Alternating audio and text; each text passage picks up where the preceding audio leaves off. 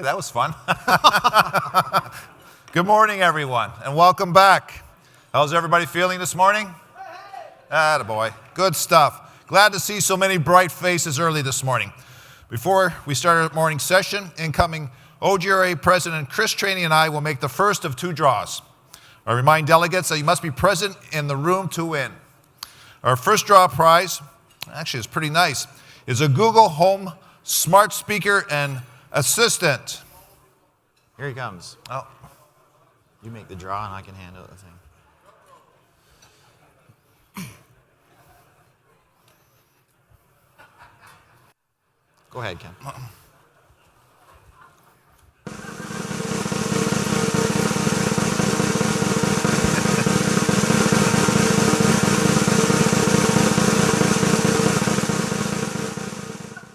And the winner is Roger Bonnell from Ashmodel, Norwood, Peterborough County.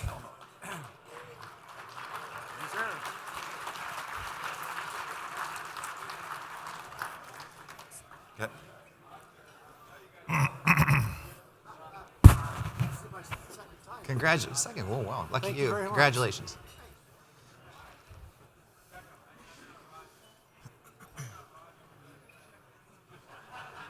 No, we're both mic'd up, aren't we? Yeah. Okay, let's go out here. Ladies and gentlemen, I'm honored to make this presentation. Like the hammer of Thor, I proudly present with you the gavel of OGRA to our incoming President, Chris Traini. To help guide you through your presidency, please use its power wisely. Thank you very much. Thank you. Thanks, Dan. Well done. Thank you.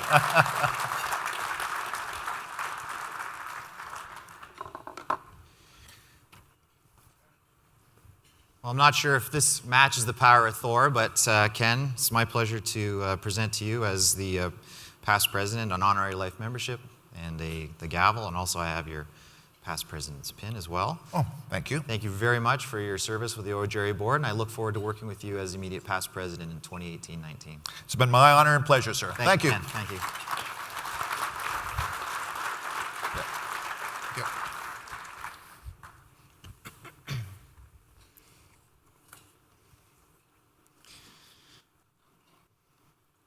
Well, good morning, everyone. As we head into the 125th anniversary of this great organization, I look forward to serving you as your OGRA president. I have a number of priorities that I'd like to focus on this year. The first will be our continued advocacy efforts and being the voice of municipalities with both our newly elected and re-elected MPPs. The top priority will be our continued efforts to have the province create a dedicated asset management fund to help all municipalities complete their required responsibilities and maintain current asset management plans. We will also participate with our partners in the Municipal Engineers Association and the Residential and Civil Construction Alliance of Ontario for the reform of the municipal class environmental assessment process, to make efforts to streamline the process and establish firm timelines for approvals and responses to Part 2 order requests.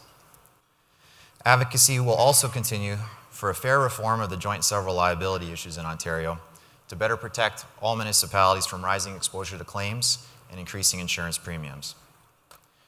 Relationships are vital to the success of our association, and as such, I will continue to explore partnerships with other municipal organizations. Our successful collaboration with the Municipal Engineers Association has been a great achievement for both of us, and there may be further opportunities for partnerships with other municipal groups. OGRA provides a number of valuable services to our members, including Municipal Data Works, the Winter Web App, and the Road Authority. OGRA is pleased to provide these services free of charge to all members. I'm very supportive of providing additional tools and promotion, encouraging greater use of these services by our municipal members, as well as continued growth of use of these products outside of Ontario and Canada.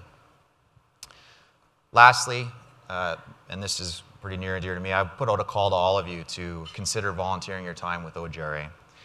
We have a top-notch educational program, and the continued success of our efforts relies on the willingness of our volunteers to share their experiences and pass on knowledge to others working within the municipal sector. As a course director myself, I can tell you this experience is very rewarding. I have met some great people and helped many of my peers in the municipal world by sharing my experiences and also had a lot of fun doing it too. There are also opportunities to serve on committees or even on the board of directors. So please, if you are at all interested, contact me or any of the OGRA staff, and we'd be happy to talk to you about becoming a volunteer. I would like to take just a minute to thank a number of people who have supported me and encouraged me in my role in the OGRA. Many thanks to my staff and my council back in Middlesex County who have allowed me to participate fully in the OGRA experience. Thank you to all of the dedicated OGRA staff who are a very dedicated group and without whom much of what you see here could not happen. Thank you to everyone who's currently volunteering with OGRA. Your time and commitment to making Ontario a better place is very much appreciated. Thank you to the past presidents who have served before me, and especially Mr. Ken Lope, with whom it was my pleasure to serve as vice president last year. Also, thank you to the rest of the current board of directors and all former board members who have served to make OGRA the upstanding organization that it is today. And finally, a big thanks to my wife, Katerina, who can't be here today, but she's my biggest supporter even from way back home in London. As we enter our 125th year, it is my great honor and privilege to serve as president of OGRA. Once again, thank you for all your support in making this the best municipal organization that I'm very proud to represent. Thank you.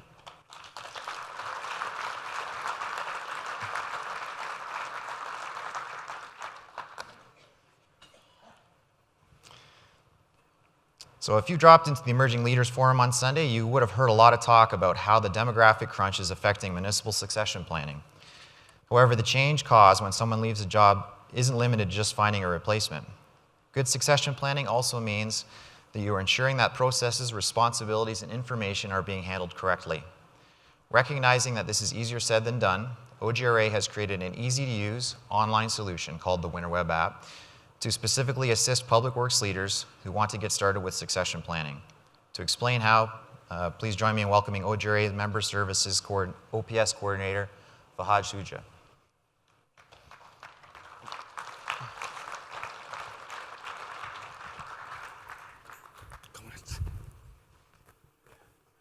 Good morning.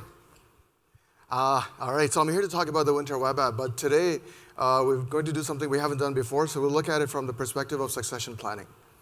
And for those of you in the room who may not be aware of the WinterWeb app, it's a service that OGRA has created in-house, and is basically designed for public works leaders across the province. So you have public works directors, supervisors, foremen, and the intention for it is to be a very nice, easy-to-use Swiss knife with a number of tools that you need to resolve day-to-day issues that you deal with. We call these components add-ons, and basically what happens is that we look at the things that you do day-to-day, and we see that if there's an opportunity to exponentially simplify the task that you do, or if we can automate the task completely, that's when we go ahead and we create the add-on. So far, we have 4 add-ons in place. The first add-on is the Winter Planner. Then we have the Events Tracker, and we have the AVL Genius, and then we have the Weather Tracker. So today, in the interest of time, I'm just going to concentrate on a couple of them. For the Weather Tracker, we're going to talk about, just going to give you a quick update on this. And for the Winter Planner, we will see how that can be used as an awesome first step for your succession planning. So to give you a quick update, this time last year, exactly 365 days ago, we sat on stage and we gave you the first unveil of the Weather Tracker. Now it's been 10 months. The whole reason for the Weather Tracker to be made was so that it could comply or help you comply with the minimum maintenance standards. And particularly, it's the weather monitoring aspect of minimum maintenance standards. So you have to look at the weather 3 times a day, once per shift or 3 times a day. That's the part that it deals with. WinterWeb app is all about simplicity, and that simplicity for us starts with a very simple setup. So the first is basically a 3-step game. First step is that you have to select your weather station, and we have over 470 of them provided by a service called Weather Underground. So basically you select the first, one weather station, or you can have more depending on what you subscribe to, what's tier. Second step is that you identify or you select what times do you want the reports to be delivered on. And then the final step is basically just selecting the staff who you want the reports to be delivered to. We allow up to 30 staff members to be selected for simultaneous delivery. Once the setup is complete, we go to work. We look at the time that you've requested for the forecast. We generate the forecast for you, very detailed. And then we actually do it 4 times a day, and that puts you directly to comply with the minimum maintenance standards requirements. Now, there's a lot of features of the weather tracker. I'm not going to get into that, but the one big one is the red receipts that people like a lot. As the name suggests, what it does is that when the person clicks the red button on their email, when they get the forecast, you can see the exact timestamp. So you can see who is reading the reports and who's not. Just some quick stats for you. We have 20 municipalities that are signed on right now. We are sending over 500 forecasts a day. And these are going to over 150 staff members, municipal staff members. Am I cutting off? And since we actually talked about it at the conference last year, but we actually released the weather tracker in April. So since April, we have sent out 66,000 forecasts to date. Now, the weather tracker does come with a cost. It's at $249 a month. But we think it's worth every single penny. But you don't have to take my word for it. So we have a quote from County of Brand, Colin Trevitt. Colin, are you in the room? No? Okay. I can make this up then. Reliable, accurate weather forecasts are desired by all municipalities, and our issues were resolved when we switched over to the OGRA Weather Tracker add-on midway through the recent winter season. We have been very impressed with its ease of setup and use, and also with the provisions of 4 daily forecasts. Then we also have a quote from Colin Hawkins from City of Dryden. I know, Colin, you should be here. Also, oh, there you go. Thank you. So he says many programs that are developed to work in the south of Ontario do not work as well in the north, but the OGRA Weather Tracker has produced better quality forecasts with greater detail than any other forecasting service we have used. Thank you, really appreciate that. So all this feedback really gives us the encouragement to keep doing what we're doing and put out an even better product in the future. So that was a quick update on the weather tracker. Now let's get into the winter planner and how that deals with succession planning aspect. So winter planner, we have over 200 municipalities in Ontario subscribe to this one, and it's basically designed to provide you with a very easy to get winter maintenance plan. And the best part, at least for me, is that you never have to touch a Word file. So all you have to do is answer questions, and the plan actually writes itself, gives you a PDF, and most people take it to the council for approval right away. All right. So from the succession planning perspective, we feel that the winter planner is an excellent first step that you can take. And the reason why we say that is because the whole process is designed to be a detailed interview with the winter operations management team. And that's the best stuff you can get to get all the information out for the winter planning season for that municipality. So I have a few sample questions I just want to quickly run by you, just to show you what it looks like. So here is a question on, please tell us about the individual responsible for overseeing winter operations. Then you have text boxes at the bottom to fill it out, give an address, name, title, things like that.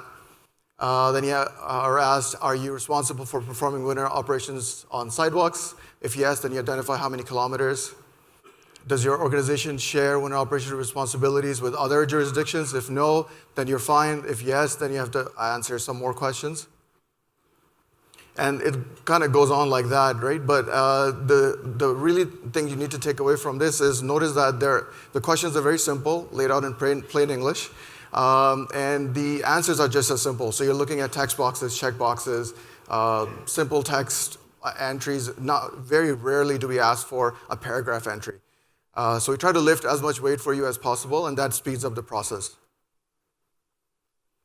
We have broken down all the questions in 16 categories. So you have contact information, road network and maps, level of service, winter activities, material, facilities, vulnerable areas, staff, equipment, weather monitoring, communication, disposal and decommissioning, training, plan improvements, records, and even more. So by the time you've reached Module O, so they're laid out, if you can see alphabets, we suggest that you go through one by one because the next module builds on the information you've provided earlier.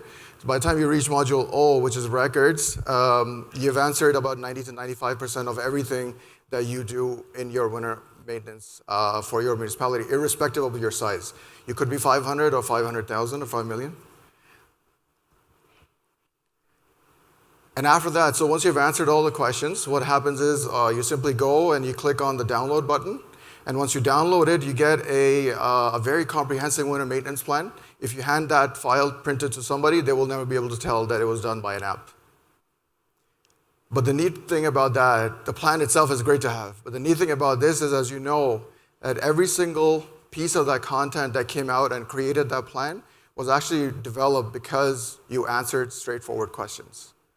And that is of tremendous value to everybody, to you, and not just you, but also anybody who's going to come after you. So, because not only do they know what the details are, but they know what questions led to those answers. So from that perspective, we feel that the winter planner is really an excellent first step. It's not the only part of succession planning, of course, but we feel it is an excellent first step that you can take. Now, it does cost quite a bit of money to OGRA. Joe can testify as well, and Reina, if you're in the room. What we've done is that we have expanded the winter web app out, so Weather Track, the winter planner out to other parts of North America. It's now live across the US and also Canada and other provinces within Canada. And we charge about $579 a year for every municipality that's subscribed to it. Now, as an OGRA member municipality, we wanted to make sure that we do the best we can to support you in your succession planning as well. And so the add-on continues to be $0, so please do take advantage of that. If you haven't logged into the winter planner since summer of 2017, please do so, because we have done lots and lots of updates. The whole thing is tremendously more customizable than it has ever been. And it just goes back to the price. You're the only ones who don't pay anything, so please take advantage of it. It's for you. So finally, I want to do a quick recap on what we talked about so far. We talked about the weather tracker. It's just a 10-month-old service, and it's very easy to set up, very easy to use once it's ongoing as well. You get 4 forecasts that are very dependable 4 times a day.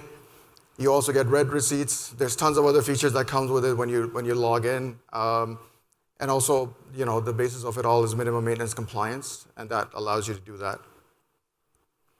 And finally, the winter planner is an easy-to-create winter maintenance plan. It doubles in as step 1 for your succession planning. And I can't stress this enough, this is complimentary only for the Ontario municipalities. So we hope that you will take advantage of this. And that's my time. Thank you.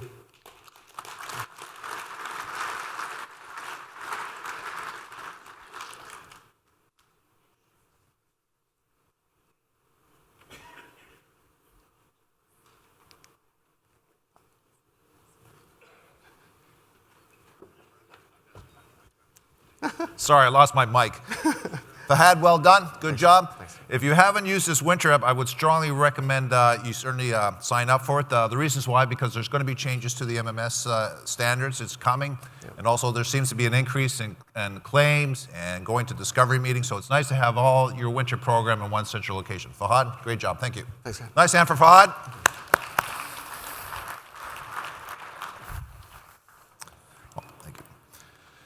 So you may have heard that there is an upcoming election.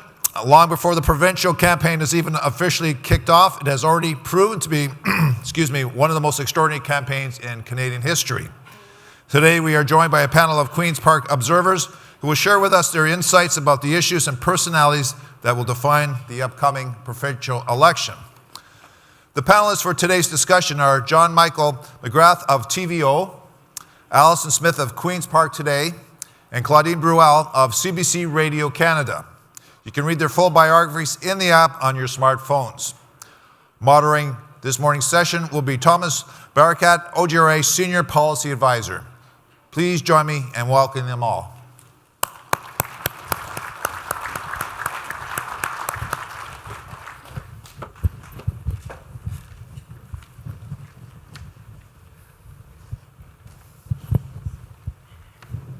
All right, good morning and welcome. So like Ken said, my name's Thomas Barakat, and I'm pleased to be the moderator of this session. I'm just going to say I've had to rejig my introduction about 5 times since I've written it, because things keep changing with the landscape in the political scene in Ontario. But the 2018 Ontario provincial election was shaping up to be a referendum on Premier Kathleen Wynne and a decade and a half of Liberal policies and governance. However, as you are all aware, the Ontario political landscape was turned upside down last month when a CTV news story broke regarding sexual misconduct allegations against then Ontario PC leader Patrick Brown, prompting his resignation and throwing the party into chaos. In the days following, many were quick to write off the Ontario PCs. However, in the time since then, multiple polls have shown that a leaderless Ontario PC party now enjoys more support in public opinion polls than when Patrick Brown was actually leader. So the party looked like as if it were turning a page on the Patrick Brown era by declaring that a new leader would be elected by party members in early March. However, the re-entry of Patrick Brown into the Ontario PC leadership race created a unique situation which had the potential to turn the normal infighting of a political leadership contest into something more damaging. Then, as you know, on Monday, he dropped out of the race, but however, many appear to remain loyal to him. With the ongoing political drama that the Ontario PCs are embroiled in, one would be forgiven for forgetting that a provincial election based on real issues will be taking place in early June. So when the dust settles and a new Ontario PC leader is chosen, what will be the defining issues of this election? So we have quite the panel here today, and we're going to try and unpack what is going on at Queen's Park and how this will affect the provincial election in June. But let's start by discussing what is going on with the Ontario PC party.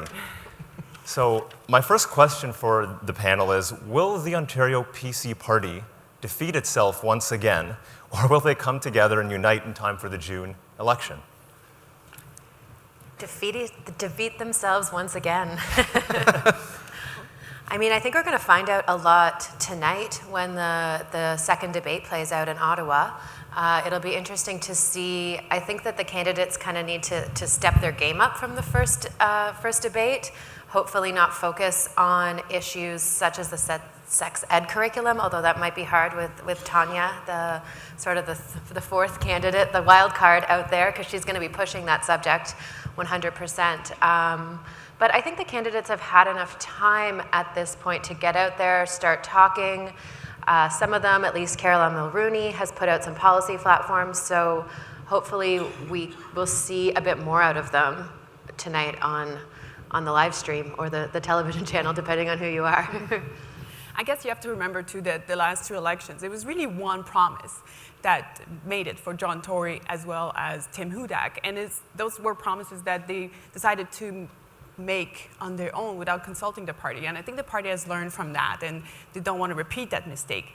And I guess also what's coming out of the race, there's a lot of talk about unity. So we might see some fights right now, but there's a lot of talk about once this is done after March 10th, there's a big effort to try to unite the party. And I spoke with Steve Clark, for example, which is an MPP for the Conservatives, who said, I'm not taking sides here because I think at the end of the day, somebody's going to have to try to bring everybody together. So he's staying neutral and he's not the only one, to try to bring everybody together to be very united and to try to defeat the Liberals. So they're really thinking ahead of the election coming through all this leadership and try to not be as divisive as they could be in any other circumstances.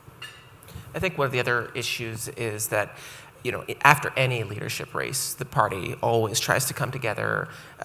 They came together after Brown, at least a little bit, after Brown won. But they just don't have a lot of time. They've got to go from the leadership race directly into a general election campaign effectively. And that's going to be difficult. People have more or less been, gentle in this contest so far. Carolyn Mulroney has started throwing a few elbows. If it gets really nasty in the next week or two, it's going to be really hard to turn around from you're the worst possible candidate from our party to actually I need all of your support. And that's going to really, that and the choice of the leader itself is going to really determine whether the party can go forward into a strong standing on June 7th. Yeah, that's what I was thinking. I mean, if Christine Elliott is selected leader, I can see everybody uniting behind her. Carolyn Mulroney, I'd say the same thing, but Doug Ford is such a wild card, sort of wild politician. Is everyone at Queen's Park going to be happy about seeing him elected? Are we going to see people file in line behind that? And how begrudgingly are they going to be doing so? Right. And I wanted to talk about the People's Guarantee, which was the PC platform, which all of them have decided that they're not going to go forward with a carbon tax, which kind of funded most of the promises in the platform. How do they move forward on that? And do any of you guys see this becoming an issue that mobilizes people who maybe would have stayed home after progressive voters decide, oh, we're going to rally behind someone just to save this type of policy, whether it's cap and trade or a carbon tax? Because if they're going to scrap that and then, I don't know, fight with Trudeau over that, I don't know if people see that as moving forward. If I could plug my employer shamelessly here. This morning at tvo.org, we have reporting from Forum Research that has done a poll about the relative support of carbon pricing. And one of the interesting things they've found is that while the carbon tax or cap and trade is really unpopular among core Tory voters, no surprise, the margin that the Tories need to get from another opposition, say, to actual forming a majority government, those are the voters who they are looking for some sign that the Tories have a sane, sensible climate policy. And those are the kinds of voters that I think, quite frankly, the party, since all four remaining candidates are opposed to the carbon tax, the party is going to need to find some way to put them at ease, to say to them basically, we're not a bunch of lunatics. We have a carbon policy. We have a climate policy, at least. You're safe to vote for us. I wonder what would have happened if when the leadership race launched, it launched in very sort of an erratic way, and it was almost the carbon tax was like the first thing that got called out as like, this is the policy we have to talk to, and that's because Patrick Brown angered lots of grassroots supporters when he, after being elected leader, flip-flopped on the carbon tax and said that was going to be part of his policy. I wonder if that hadn't come up, which I guess that's a very hypothetical situation, because it was already in the platform, if all of the candidates had gone sort of the other way and all just sort of supported it, it's in the People's Guarantee, we have to do this, the federal government says we have to anyways, it would be a very different race. Is there any way that could have happened? I mean, they could have just acknowledged the federal reality. Yeah, that's what I'm thinking.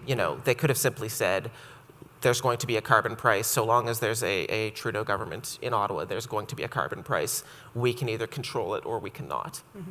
I'm a little surprised because I didn't think the environment would have been an issue this time around. It seems like people want to talk about the electricity, they want to talk about minimum wage helping the economy, what's going on with NAFTA and so on. So I was a little surprised to see that the environment and carbon pricing was actually a subject. And I wonder if it's actually going to be something that people will decide their votes on. I think the other issues might be more pocketbook issues that really affect you, and those who might be leaning towards the PC, but I'm not so sure. I don't think the carbon pricing will make such a difference, but again, I might be wrong, and I was surprised actually by the finding of that survey.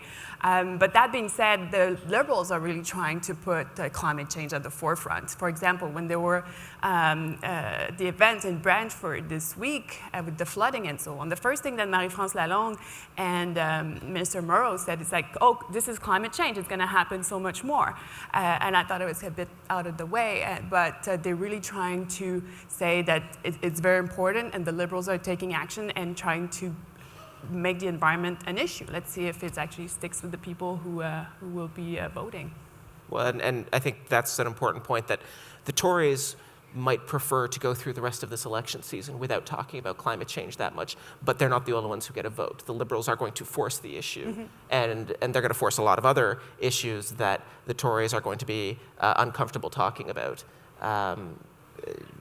The sex ed curriculum, I thought was a dead issue. I mean, I really thought, like, it's 3 years old at this point. School boards have incorporated it. I was really surprised that it still motivated as many Tory voters as it seems to. Okay, and so I do want to move on from the PCs now, but I want to point out that I did hear something interesting at the hospitality suites last night, that Patrick Brown's actually still going to be on the ballot for the PC leadership race, and because it's a ranked ballot, there actually still is a chance that he could somehow be elected leader. Yeah, and that's everything's possible. We've seen that in the last month or so. Yes. So don't be surprised if it actually can happen, or you think he doesn't come last on the first ballot. Yeah. Everything's possible. The accidental leader. yeah, that'd be something. Yeah. Okay, so I do want to move on to electricity rates, I should say. So it's a constant grievance that many people have in this province is the cost of electricity. And so what I wanted to ask was, has the government's fair hydro plan kind of neutralized this concern, or do you think it's still going to be a major ballot box issue? We still talk about it, and then again, because the other parties want to bring it forward, so they can decide what the message will be and what they want to discuss. So I think the electricity bills will be a major issue in the next election.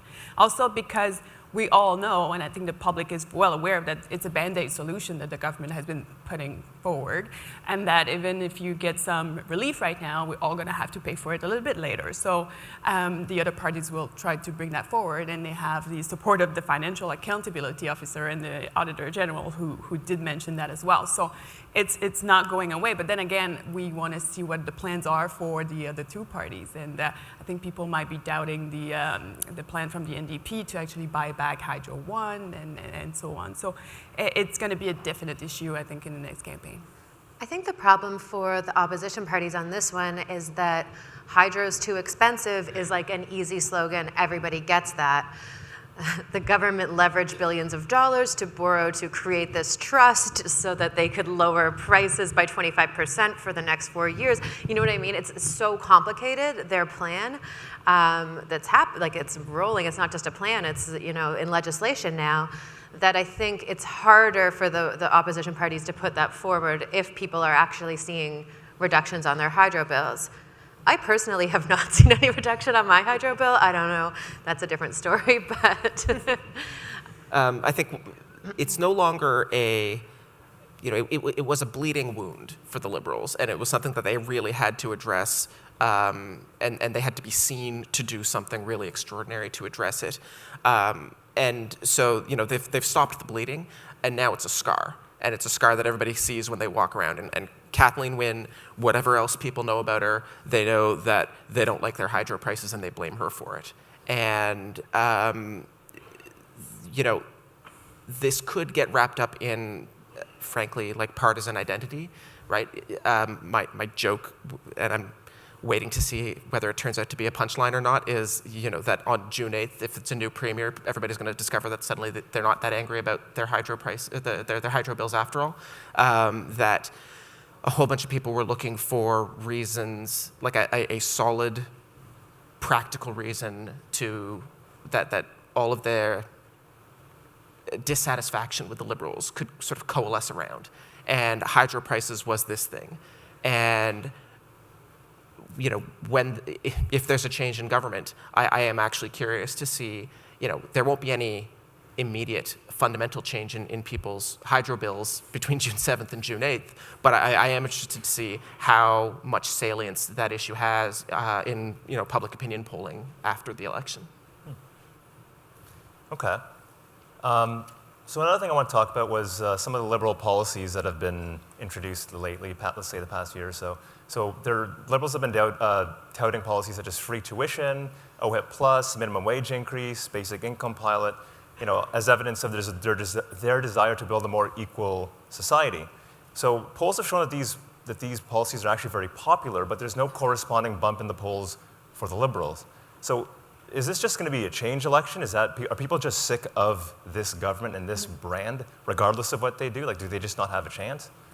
remember, it's been so many years since 14 the years, government it's been a Liberal. Yep. And that's what the Liberals are going to tell you during the next campaign, is that if you vote for change, if you want a PC or the NDP, all those measures that they've been putting in place, especially in the last couple of years, so HIT Plus and a minimum wage increase and so on, they're threatened to disappear. So that'll be their main core message, I guess, in the next campaign. And they're going to try probably to run on these issues and hide a bit Kathleen Wynne, as opposed to 2014, where she was in forefront of all the advertisements. So it's going to be more about the measures that they put in place instead of the people, as opposed to the oppositions, who's going to be really targeting Kathleen Wynne, because they've seen that she's so unpopular. She's at the very bottom. I don't think any other premier have been that, well, maybe at BC, that low before.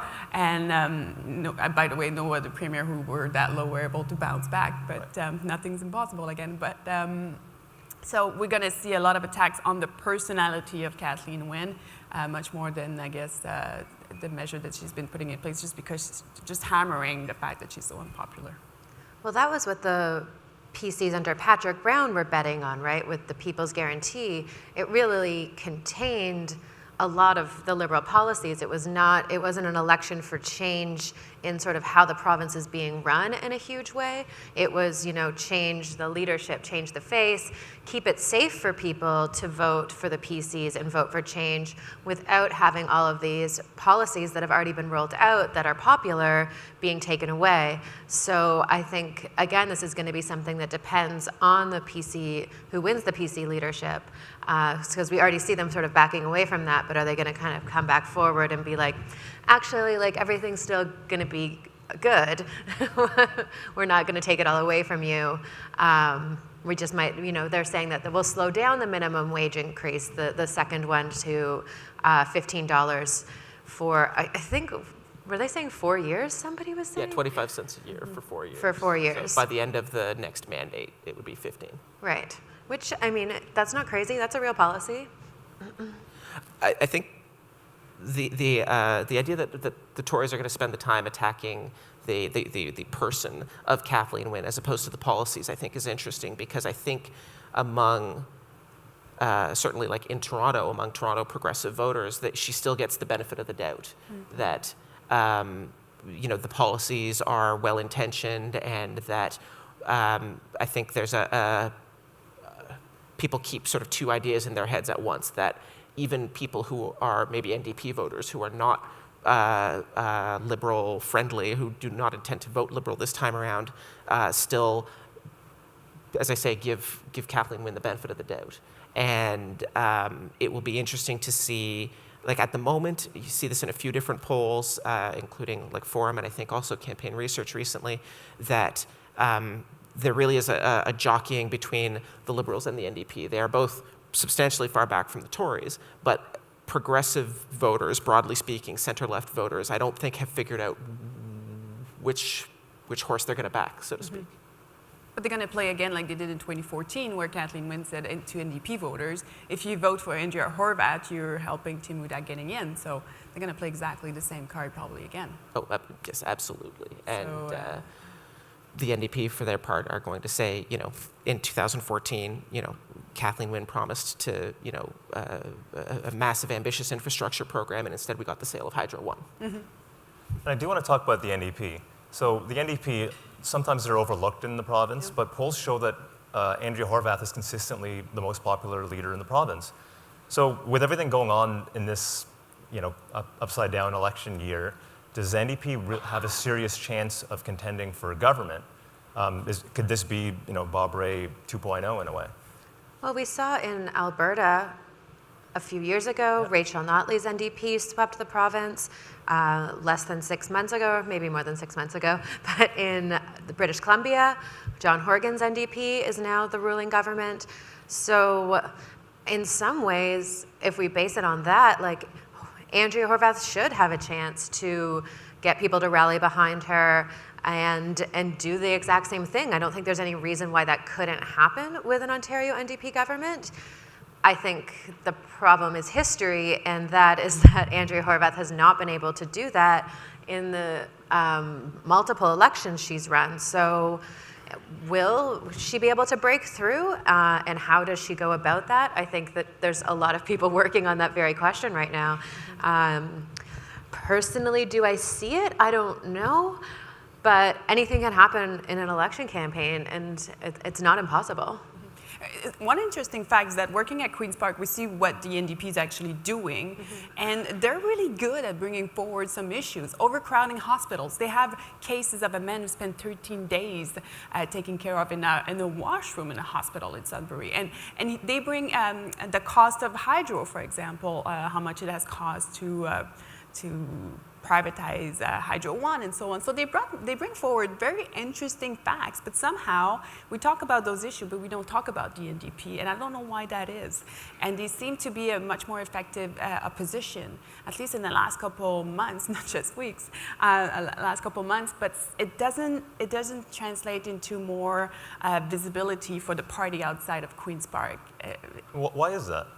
Is it a media thing? Is it? I couldn't tell. I tried to find out, pinpoint it, but I couldn't tell. And those are issues that are really everyday people worry, concerns, Right. The healthcare and so on. So I don't know. I think the constituency that would vote NDP and could put them over the edge is, low-income people, minorities. I was at an event Andrea Horvath did last Friday in Regent Park. Were you there? Yep. Yep.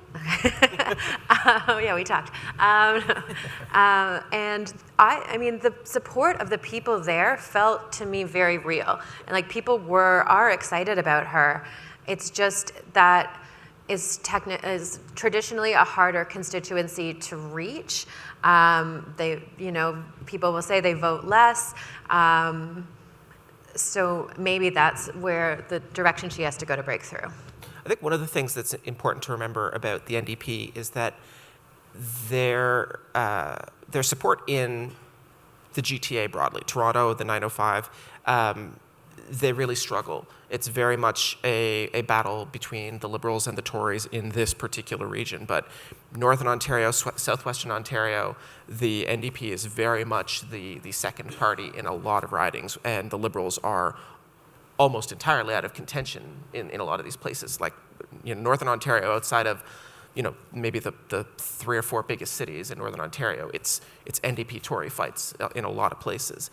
And so I think part of the question of perception, why don't we talk about the NDP as much, maybe, and this may be me be copying to something, but it may be the centrality of the Toronto media environment, where because the NDP are the third party in Toronto, that sort of resonates a bit further afield than it would otherwise.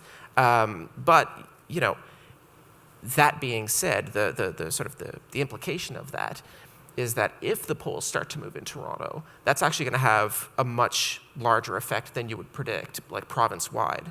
If the NDP can start to really creep ahead in the polls in Toronto just because of the sheer numbers of the GTA, you could hypothetically see the NDP look like a much stronger contender for power. All that being said, I don't see any evidence for that yet in the public opinion polling, but June 7th is still a long way away. Right. The other way the NDP can gain power is if we end up with a minority government after the election, and then they're sitting in the balance of power, which is how it was, 4 years ago.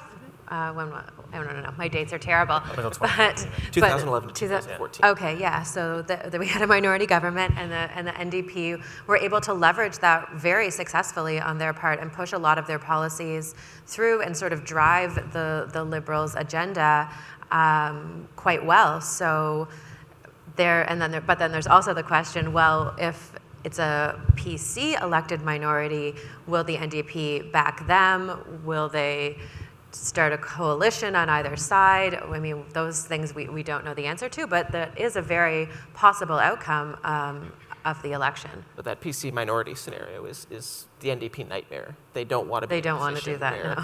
They have to choose between putting Patrick Brown, or sorry, not Patrick, the Progressive Conservatives. They won't have to choose I have for that. been keeping up with the news, I promise.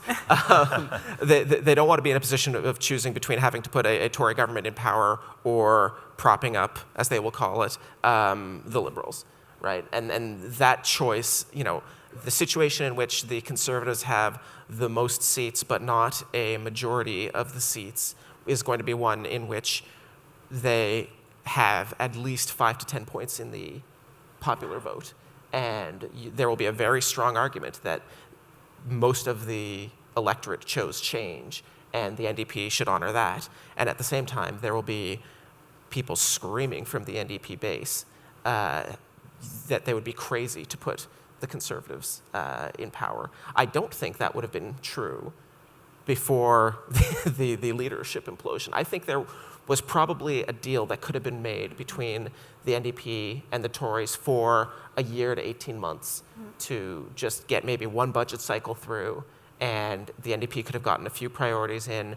But the way this leadership race has turned out, and depending on how it ends, I think the idea of any kind of grand bargain between the Tories and the NDP is almost certainly over.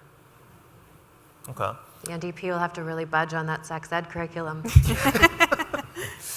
I want to discuss something, John, that you touched on earlier, which is kind of like regionalism and the electoral map there. So in the past few elections, as you mentioned, the Liberals and the NDP have won the majority of seats in the province's urban and northern areas, while the PCs have had a near monopoly in the province's rural ridings.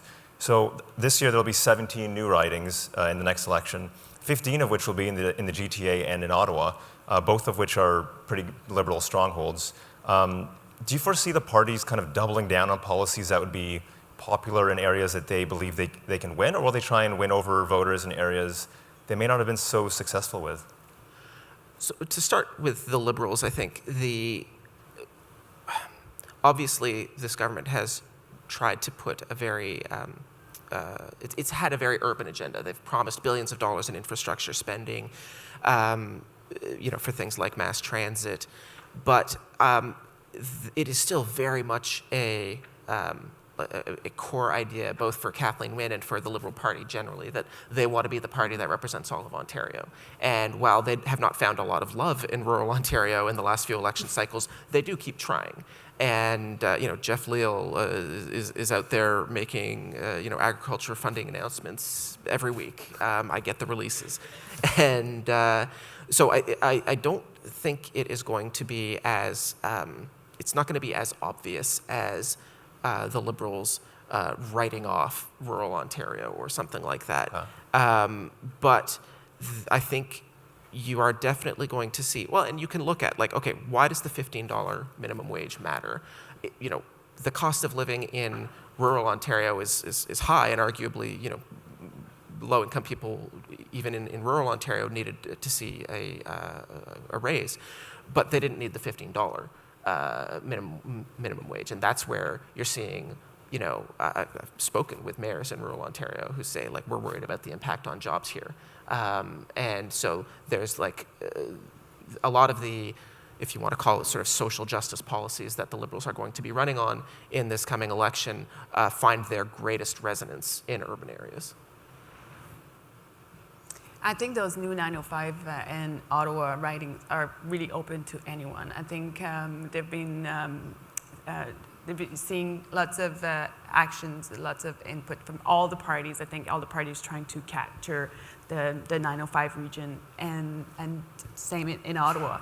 And I really think anything is possible in those ridings. And Patrick Brown has been focusing a lot on these in the last 2 years. And what would be interesting too, to me, will be the North, with the 2 new ridings in the North. With Patrick Brown again, there's a new sensitivity to the issues of the North. They elected Ross Romano in Sault Ste. Marie. It shows a breakthrough for the Conservatives, and I think that they believe they can make even more gain and try to go back in that region. I think that the North will be very, very interesting. And Greg Rickford in Kenora as well. Right, he's coming. He was an MP, but the Tories feel like he's a very strong candidate in that riding as well. And then just going back to the 905, I think we've seen election patterns where the 905 specifically will kind of go the opposite way of the federal government, right? So we saw Trudeau, he swept the 905. People there were ready for change. They were sick of Stephen Harper. Fine. But now those people are sick of Kathleen Wynne and are kind of okay with Justin Trudeau. And I mean, my parents live in the 905, and I feel like I can sort of see through the lens of what everyone there's thinking, and I really think that that is kind of the mentality. So I wouldn't be surprised at all if the PCs sweep, if not like 80% of those ridings, which, as we know, are kind of the kicker for who wins these elections. And especially with all of these new ones, sorry to go back to your question, with all of those new ridings, the majority of them are in that area. It's the biggest, population growing area in the province, especially like Brampton, Milton, all of those places. There's new ridings in Durham. Those, I think all those people are pretty ready to have a foil to Trudeau and a new person that they've elected themselves. And the Premier has seen it. If you saw her recent cabinet shuffles, the new cabinet minister were all from the 905, weren't they? Harinder Malley, for example, in Brampton, right, who's going to see 2 new seats. So it's important to have a presence in cabinet and try to raise that profile, and as well as Indira Naidoo-Harris in the Milton area. So you can see that she was really targeting the 905 when she shuffled her cabinet not too long ago. Right. And one of the things that I will be looking for, just as a personal interest, because I covered Toronto City Hall, I live in Toronto, if the Tories get shut out of Toronto again, because I think the city of Toronto has a very long memory of the Harris years, and the worst nightmare for a lot of people in this city is going to be a Conservative government with no Toronto MPPs. And I think that's a very real possibility. It's possible Raymond Cho does not keep his seat in the next election. And that situation in which you've got a Conservative government that is not particularly tuned into the politics of this city, doesn't owe anybody anything, it doesn't have any MPPs to worry about losing, that's going to cause some meltdowns at Toronto City Hall. For sure. My next question, and Allison, you kind of alluded to this, is Ontario has this strange kind of political culture where they like to vote in a different government at the federal level and the provincial level. And interestingly enough, so when Trudeau was campaigning, Wynne was his best friend. Right. And then now we're going to see if it's going to happen the other way around. Trudeau was super popular with the honeymoon. A lot of, he's been kind of dropping in the polls a little bit. The big India trip didn't turn out so well. Is that going to be a little bit of a liability for Kathleen Wynne as well, or? I think it's less likely that Trudeau would be a liability for Wynne.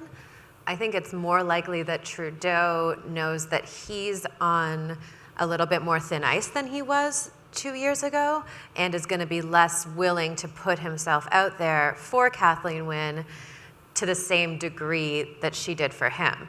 So that's sort of where I'm at. What he knows that he needs to keep his popularity up, and tying yourself to a drowning horse, is that a phrase? Isn't the best way to do that, especially if she ends up losing, because then all of a sudden, he's put himself on the line.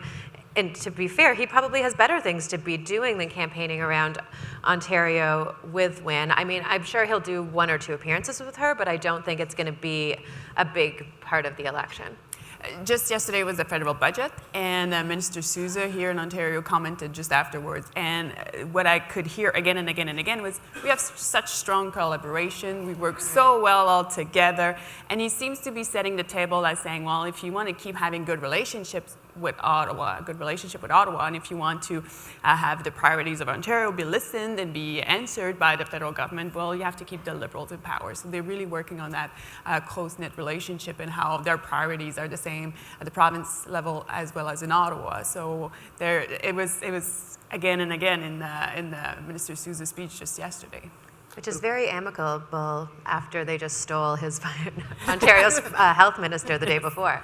It was so funny in 2015 when Trudeau won, and had been, Kathleen Wynne had been campaigning really extensively on his behalf. They did a ton of events together, and she was quite explicit that, she thought it was in Ontario's best interest to get a federal Liberal government in power. And obviously she was no fan of Harper, and they did not have a great relationship. But the talk you heard in the immediate aftermath, there was this idea that Justin Trudeau was going to owe Kathleen Wynne and the Ontario Liberal government, and that it wasn't just that you had two parties that agreed with each other in power. It was this idea that there was that Ontario was going to be able to cash some checks based on this new relationship. And man, that did not last long. I think, less than 6 months later, I think people had just entirely stopped talking about that. But can you imagine if we actually have another government in Ontario, just how much of a pain it will be for Justin Trudeau's government? So they probably will try to do their best to have another Liberal government elected in Ontario, just so they can keep their smooth ride. Because if the biggest province with the most money, the most people, start hammering them on this or that issue, on the carbon tax, for example, it's really gonna hurt them. So I think it'll be in their best interest to help Kathleen Wynne. Yeah, I agree. I just think that, the federal government's used to angry provinces, so this won't be totally out of left field. We really are never happy. No. Okay, so my next question is about single issue elections. So in Ontario, a couple of recent elections they've become kind of single issue things. One was the faith-based schools, one was the 100,000 public service jobs being cut by Tim Hudak. So I guess my question is, do you guys see that happening this time around? Is there any sort of single issue that could dominate this campaign? All you need is just a speech or a comment made by a leader or just a candidate, and it just can derail. So who knows? It's that easy. It's just a word, and it can just change the discourse, and everybody's just jumping on the bandwagon. It just goes. So I think that if Doug Ford is selected leader, the single issue is going to become the rivalry between Kathleen Wynne and Doug Ford. I think that that's going to be what everyone's chasing, right? We saw the Hillary Clinton, Donald Trump election and campaign a year and a half ago, and almost 2 years ago, I guess. I don't know, what month is it? I'm just making up time. But I think that the comparison there is going to be impossible to ignore, and that's something that Kathleen Wynne, I think, was preparing for a little bit when it was going to be Patrick Brown. She is suing him or was suing him. We don't really know where that's at for misspeaking, because she had polling numbers that women didn't like it when male politicians sort of spoke down or trashed the female politicians that they were working with. But then if that is the rivalry that's being set up, I think in general, the Ontario population was really, maybe not pro-Hillary necessarily, but we didn't like Donald Trump. There were women's marches. There was a lot of energy behind that I think Kathleen Wynne was counting on in this particular situation. And I think that has dimmed over the past year. And that rivalry, if that is what's set up, it's not going to work in Kathleen Wynne's advantage as much as she would have thought. Even if it's Doug Ford? Yeah, sorry, I'm talking about if it is Doug Ford. Oh, okay. It still could work in her advantage, but not, and I don't think that will hurt her. There will still be people that, are on the Hillary side, for example, but I don't think the excitement and the anti-Trump sentiment is just as under people's skin as it was a little while ago. Which could change if Trump does something That's outrageous, true. Right? I mean, he's probably done 4 things outrageous while we were on this. But if the Liberals try and paint, let's say if it is Doug Ford, as the Trump in Canada. Well, and I think they will. Yeah. Yeah, I would just say, so if you look at what I've written on tvo.org, I am not a fan of Doug Ford. I've read those I have recommended more or less anybody but Doug Ford for the Tory members, but that's their decision to make. I think the problem with Doug Ford, aside from the fact that he comes with a huge bunch of negatives in all of the polling I've seen, is that you have no idea what you're going to get. You talk about, Claudine, you mentioned just one slip can derail a campaign in the modern environment. it's interesting that Tim Hudak's 100,000 jobs pledge got derailed because of the way he said it. I think more than the actual content of the platform. And Doug Ford has not historically been a disciplined speaker. I'll put it that way. He's been better in this leadership race than he was as a city councillor, but there is a huge risk with I would say either Doug Ford or Tanya Granick-Allen of just getting absolutely hammered on some kind of misstatement or a stray word. But we saw, I agree that it would be likely that Doug Ford would make a misstep, but will he be able, just going back to the Trump comparison, or what happened with Patrick Brown over the last few weeks, you turn that around to your base as the media is attacking me, this is fake news, like this is the stuff that's in the ether, it's in social media, people get that. Columnists could, and then, are going to be saying the same thing. Does Doug Ford realize that can work to his advantage, and then the whole thing just, becomes this Trumpian race where it doesn't matter how many missteps he makes because he's going to have this base that thinks the whole world's out to get them other than him, and then that's where his support comes from. Right. And it's very interesting, too, because we've seen with this leadership campaign, it was through in 2014, but I think it's going to be even more through now, that they don't need media anymore to reach out to the people. They just do it on social media. And now we see the campaign, they don't need us. They don't need to be in the paper or be on TV. All they need is to film their events and answer on Twitter, on Facebook, and that's what they've been doing, really. The leadership campaign is happening on Twitter. All the I-men were all on Twitter. There was no press conference, like except for Doug, I guess. In the mall's basement. Yes. But everything else is on social media, so they can reach out exactly to the person they want to talk to, and the message without filters, and they don't really have to answer any questions or hold real public events other than with their supporters. So maybe this time around will be a little bit different, that they won't be challenged as much as they might have been in the past. Right.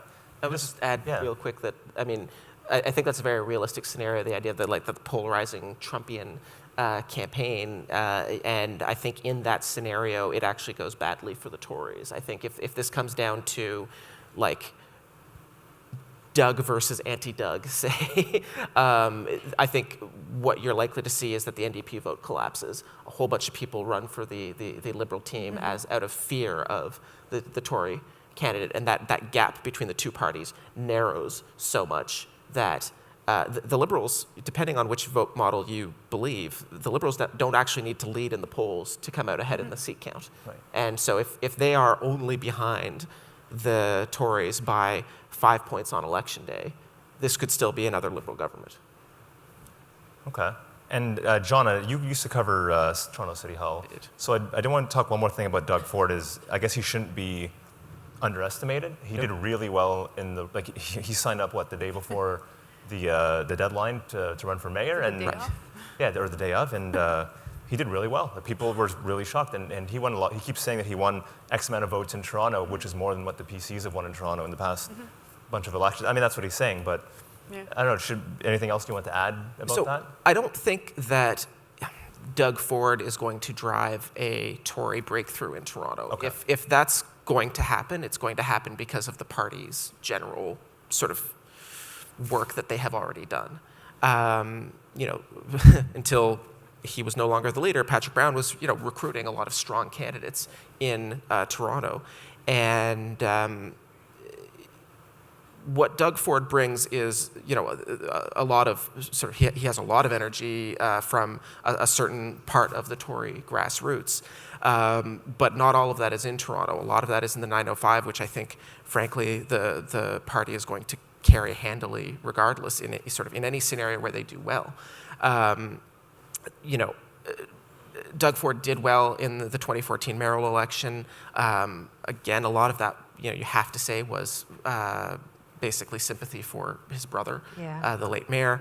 Not that Doug is not a good politician. He is, and as much as I am not endorsing him by any stretch, I don't think he should be ruled out or he shouldn't be dismissed. He does have a following. He's going around the province. He's doing the kinds of things that you do if you're trying to be a serious candidate. But I don't see him as a he could be he could bring some things to the party, but frankly, I think his negatives outweigh the positives, and some of the other candidates on offer bring almost as many positives as he has without any of the negatives, or far, far less.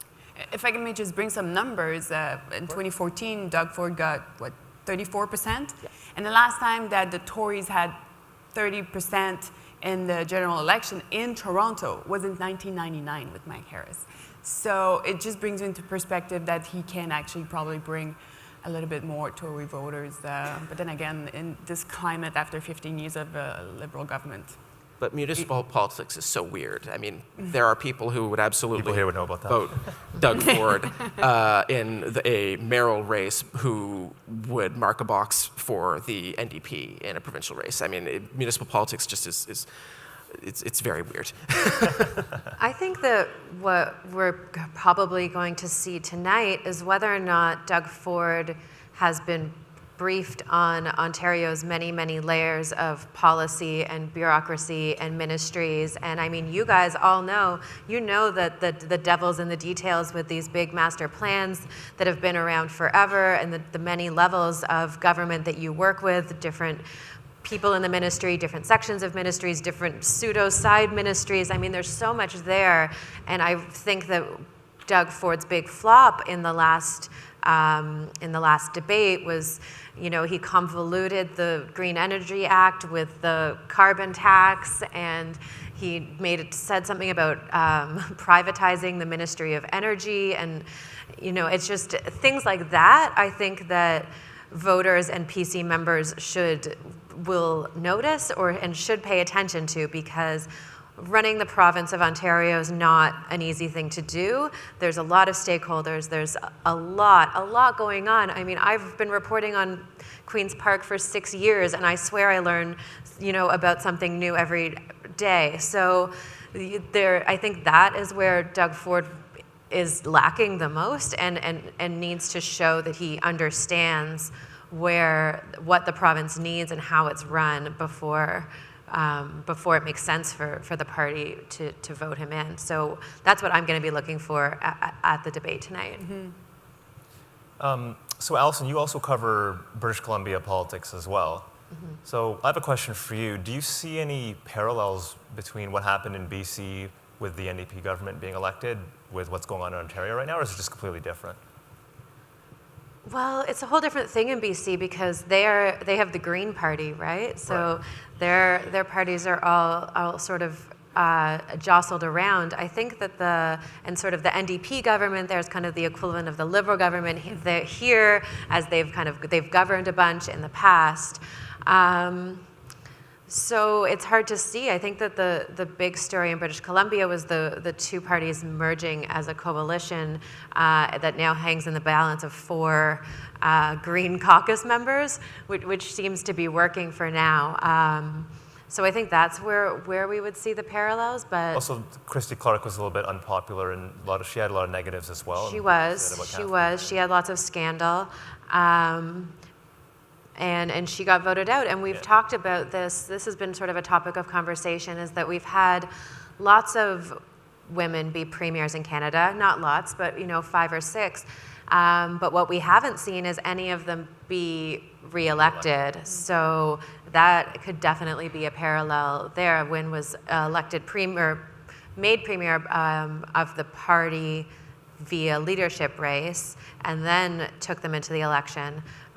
Whereas the same thing-ish with Christy Clark. So yeah, whether or not a woman can win 2 elections and 2 provincial elections in Canada has been tested, and it hasn't gone to their advantage. So that could be something worth looking at. Right. There's a very good possibility that, either Christine Elliott or Caroline Mulroney wins, it will be 3 women on the stage. During Absolutely. The all-party leaders debates. If we let Mike Schreiner on, it will be 1 man. So my final question, predictions. Any predictions, or are you guys too afraid to too early to call, or nothing? Nobody? There's so many variables, and one of which is who's going to win that PC leadership race. And in this one, I really believe that anything is possible. I really believe that the race is in between Christine Elliott, Caroline Mulroney, and Doug Ford, and I think they all have a good shot at winning this. I would predict that we will have a much better campaign if Christine Elliott or Caroline Mulroney is elected, and we have 3 women. I think that will take how do I phrase this? I don't know. I think that under that circumstance, a lot more policy will be discussed, and it'll be a lot less, I don't know, dirty tricks. And I'm not just saying that from Doug Ford. I think that Kathleen Wynne and her team will be really ready to throw some dirty tricks down in that case. I think with the 3 women, I think it would be a really good campaign. Although we can see already the Liberals are really attacking Christine Elliott. That's very true. That's really the only candidate they've been going after with their strange media releases they send us about facts still matter and telling us when other politicians are lying. But we're getting a lot more of those about Christine Elliott for sure. Only Christine Elliott. I haven't seen any attack ads or attack. Yeah, they're basically just like internal attack ads that the media gets. But it just gives you an idea of maybe how afraid they are of Christine Elliott too. Good point. Yeah, I think if we understand the rules of the Ontario political universe, and that's a really big if these days, you would rather be the Conservatives today than the Liberals or the Democrats if you're looking at being in government. But we've just seen 4 weeks is a really long time in Ontario politics, and I have no idea what the next, how many months until is it? It was 100 days yesterday. 99 days. Yeah. So I have no idea what the next 100 days will be. And everybody thought that Tim Hudak would win in 2014, right? It's true. So. All right. Well, we are out of time. I hope we were able to help you see the election in a different light, and maybe you learned something today. And we're all, unsure of what's happening, but I don't know. We'll see what happens. But please thank our panel.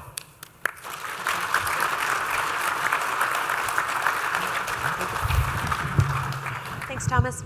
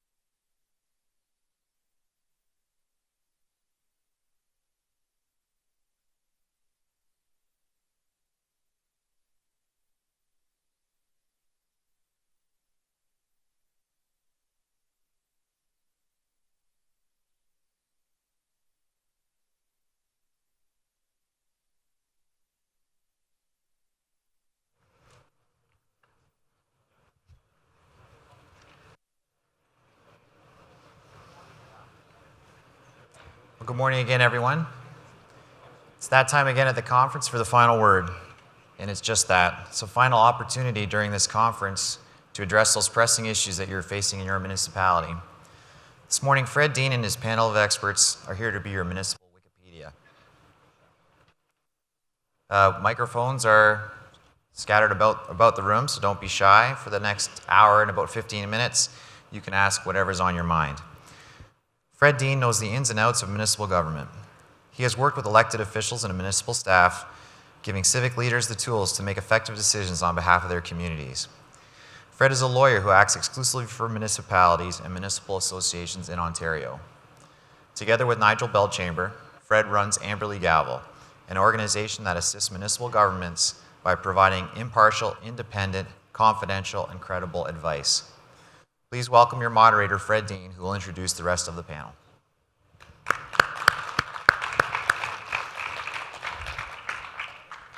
Thanks, Fred. Thank you. Thanks, guys. Good luck. Stephen. Okay. I don't know if it matters, but he had an order. Back again. Yeah. Fred's not going to sit now. Yeah? Fred won't sit now. I don't think Fred sits now.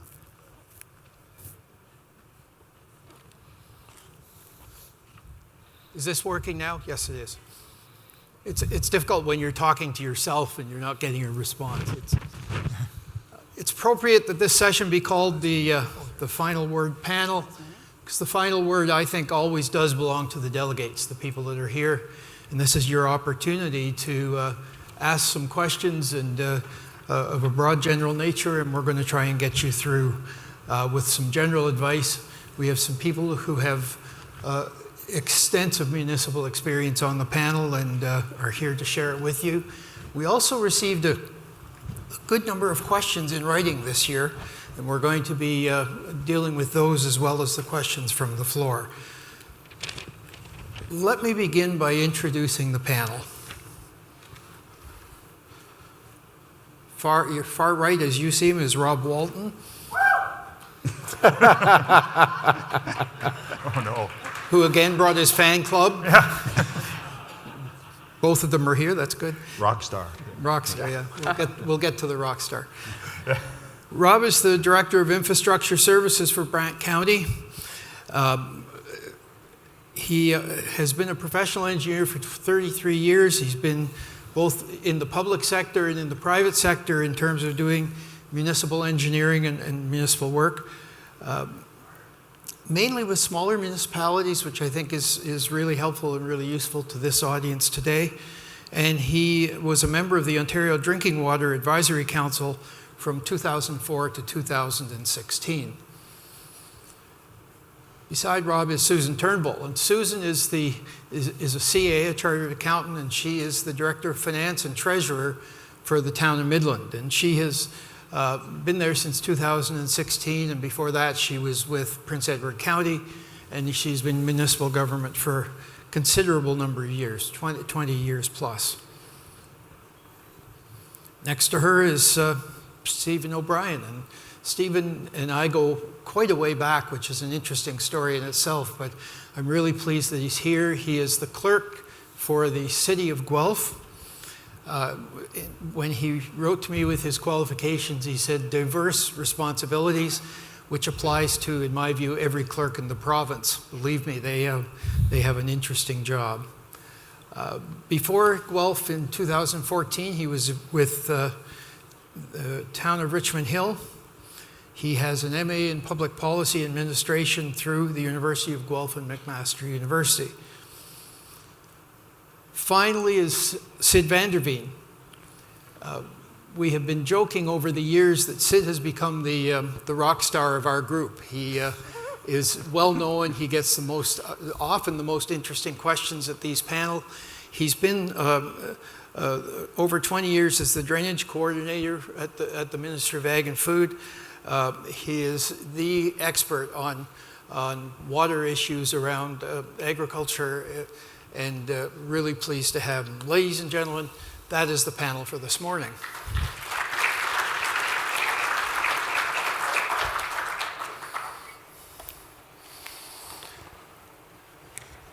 I'm a municipal lawyer, so there are rules.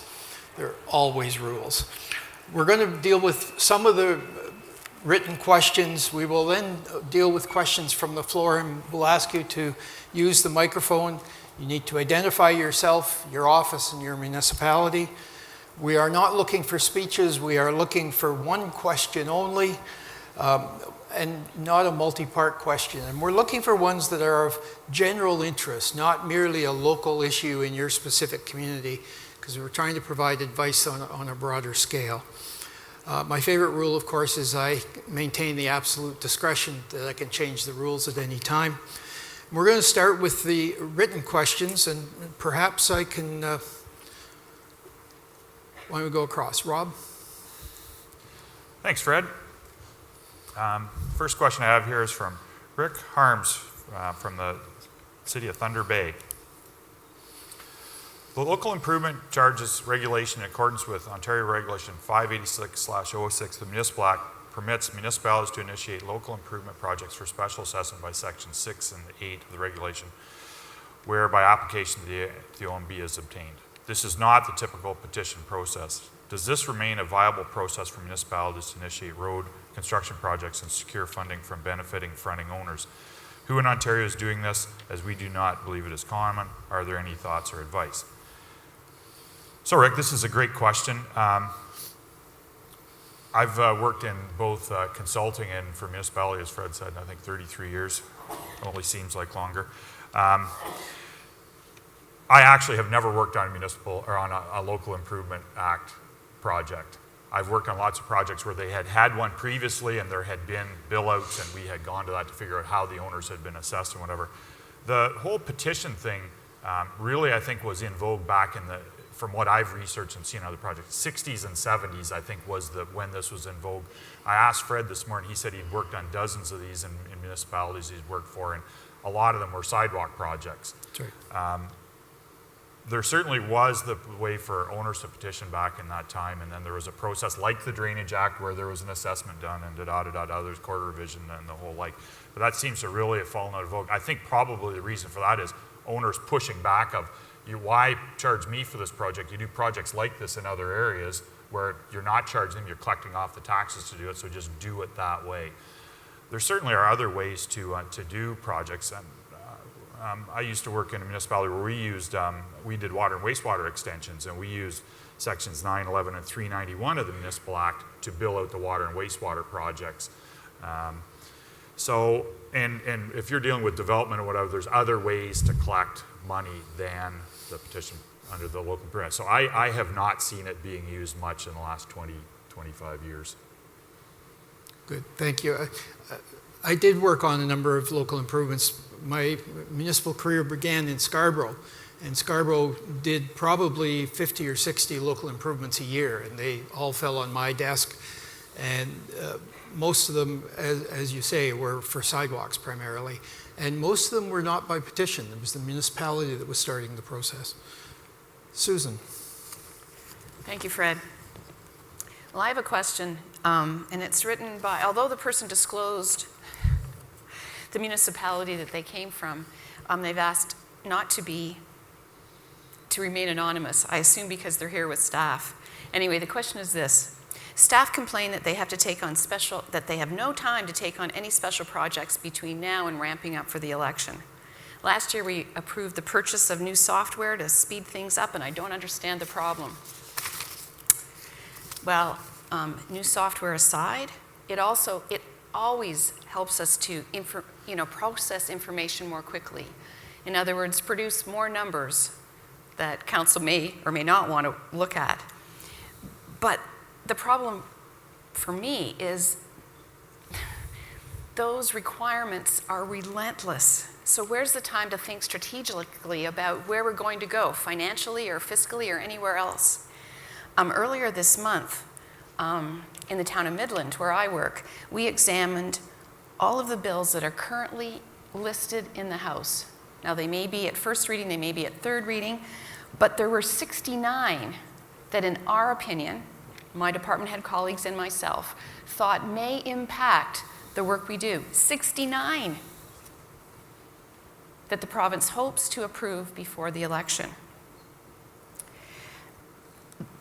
The constraints they're just escalating, and reporting is getting more onerous.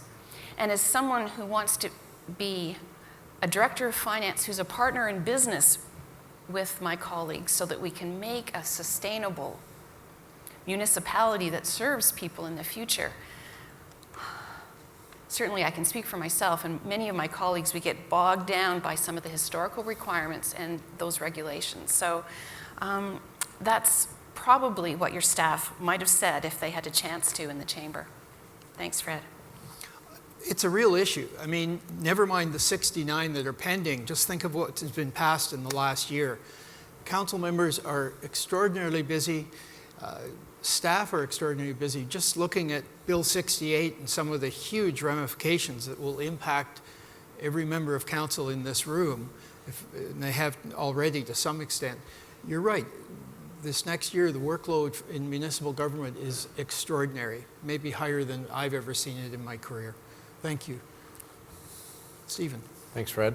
I have a question here from the Township of Brock. This is, it reads as follows. We have had several complaints regarding Airbnbs in our municipality, both parking and noise. The question is there a way to legally control their use or location? And I think we're all tackling this in a certain degree. And when I say this, I'm speaking sort of more broadly of the sharing economy that we have in Ontario today, and in fact globally. I think the practical tools that municipalities have, and to be quite short and brief, your zoning and your noise bylaws are going to be the most sort of practical, realistic tools, and maybe perhaps the most familiar tools to use. But the reality is that the sharing economy and the challenges and opportunities that brings, I think we all would recognize that it's here to stay. And in that vein, a little bit of self-promotion here. At the City of Guelph, we worked with, and we're fortunate to have the University of Guelph in the city, but we worked with the U of G and a partnership that we have with the University of Guelph and the city that we call the Guelph Lab. And we also worked with AMO and the Lumco group through AMO to release a guidebook for the sharing economy. So that guidebook is entitled Navigating the Sharing Economy. If you Google Guelph Navigating Sharing Economy, it sort of lays out 6 decision sort of steps or criteria to work through when you're working through any number of the, I'll call them opportunities that the sharing economy presents, whether it's ride sharing or rental sharing, home sharing, that kind of thing. So, thank you. Sid. Good morning, everyone. So the question I have, there's no municipality, no municipal name, but it's a 2-part question. So I'm going to deal with them in 2 parts. Which municipal employee is responsible for removing a dead cow from a municipal drain? Oh, where the mind goes sometimes. But so if it's a municipal drain, it's a municipal responsibility or a municipal drainage superintendent's responsibility. And here's the advice that I would give to the superintendent. Go talk to the farmer. Go talk to the owner of the cow if you know who it is. And give them the option. Would you like to remove it? It's your cow. And if you don't, would you like us? We will then be removing the cow and sending you a bill for that particular cost.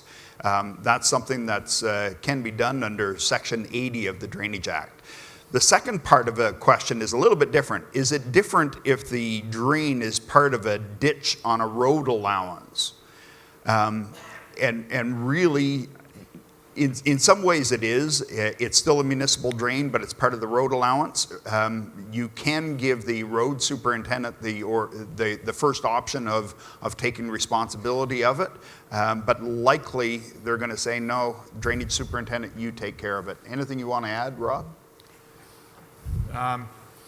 These situations, they never become easy. Like, I think in a common sense thing, as you put out, the common sense answer, Sid, is the way to always go. It's when people then become uncooperative as to when the problems come. And that is every issue we deal with as to how things go like that. So I agree. Use the common sense approach and then use the legislation when you have to. Right. The form of that question reminded me of probably my first month in municipal government. I was with the Borough of Scarborough, and there was legislation back in the 70s that required the mayor to ensure and to go out and to clean the brush along railway lines. And the borough solicitor at the time suggested that I should go speak to the mayor about his duty to take out the rake and whatever and clean off the brush. How that legislation got written that way, I have no idea, but that's what it said for a number of years. It was interesting. So, let me take a question that came in that will sound a little unusual at first, but I think it really hits a couple of key notes. The question is this: a quorum of council is driving together to the CAO's wedding. They're talking hockey. The driver hits a pothole. on one of the roads within the municipality as they drive along and says, damn it, we need to get that pothole fixed right away. The question is, was that an illegal meeting? You need to stop and think about that question, because it has the components of potentially being a meeting. And the definition of meeting has been changed. There is a new one in the Municipal Act now. And I would hope by now that your staff has brought this to your attention to understand what it means. The new definition requires a quorum. Well, clearly it meets the test of quorum. That's pretty common in Northern Ontario, where people pile into a van to go off to do training or do something in another community. The second part of the test, though, is that this group of members of council must materially advance the business of the municipality.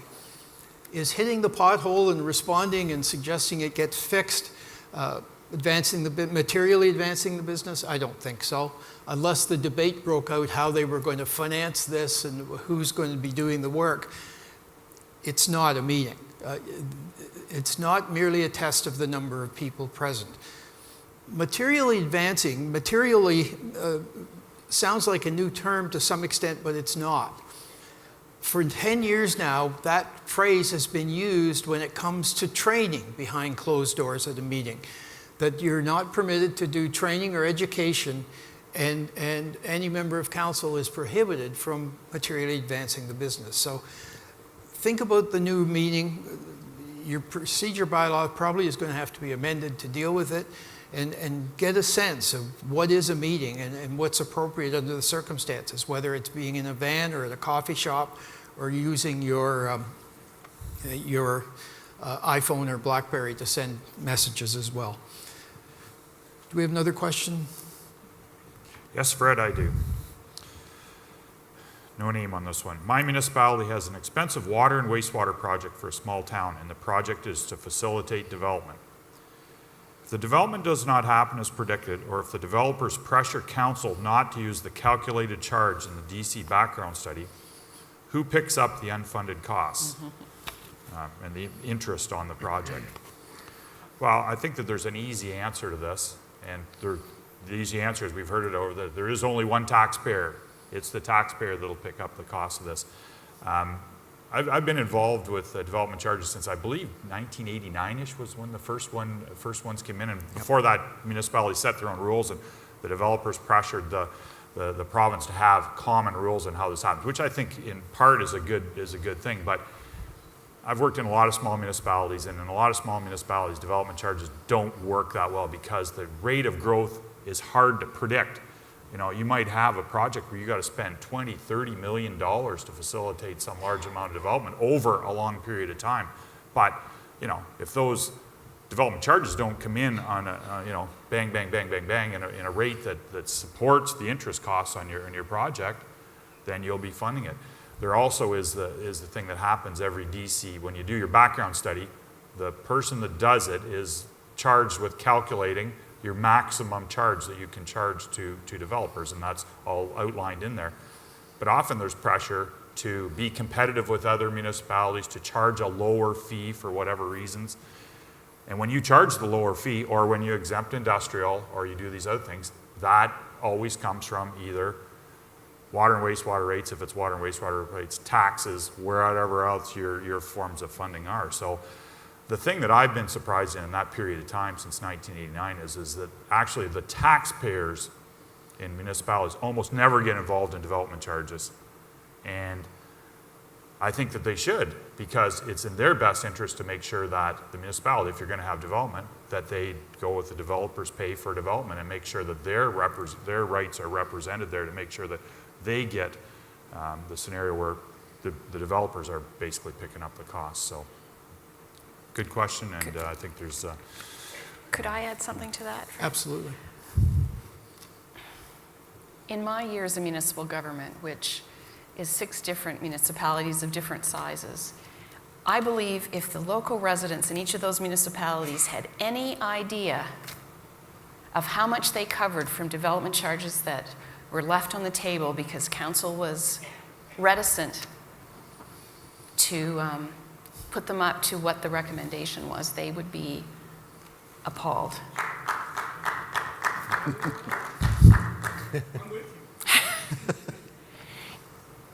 Who pays for what? I don't think that I should have to pay for that unassumed road over there, the snow clearing on that unassumed road for years or whatever the situation might be. And as there gets to be more pressure on property taxes and people want to stop the increase of property taxes, I think it's important to know who the users are and where the costs actually should be targeted. However, that means that your underlying development charge study has to be real. It has to be real projects with reasonable estimation of what the cost might be, because I've seen places where that has been altered as well. So I think it's about being honest and more forthright with our taxpayers about what the choices are and why we're doing what we're doing. And it's giving those hard messages to people, because things are only going to get more difficult when it comes to finances. Trust me, things have really changed in the years that I've worked for municipal government. And it's hard. It's hard to stand up to those individual lobby groups. Anyway, thanks for letting me add. That's good. Stephen? Sure. This question, again, an unnamed submission, but it says, with respect to municipal elections, if it was talking to you this time 4 years ago, some of you may have already put your name in the hat to run for office, but things have changed. We've seen a lot of that. This question is about nominations. So is it true that candidates will now need a series of endorsements, and how will that work? Mm-hmm. So with respect to some changes we saw from Bill 181, would have been about a year and a half ago now, the Municipal Elections Act has changed. So I think most people will be familiar that nominations, again, have moved from Jan 1 in the year of the election to May 1st. But we're also seeing that there is now a requirement to have endorsements on those nomination papers.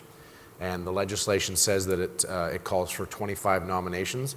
Unfortunately, we've yet to see how those forms look and what they look like. We're waiting on some new regs and new forms from our friends at the province.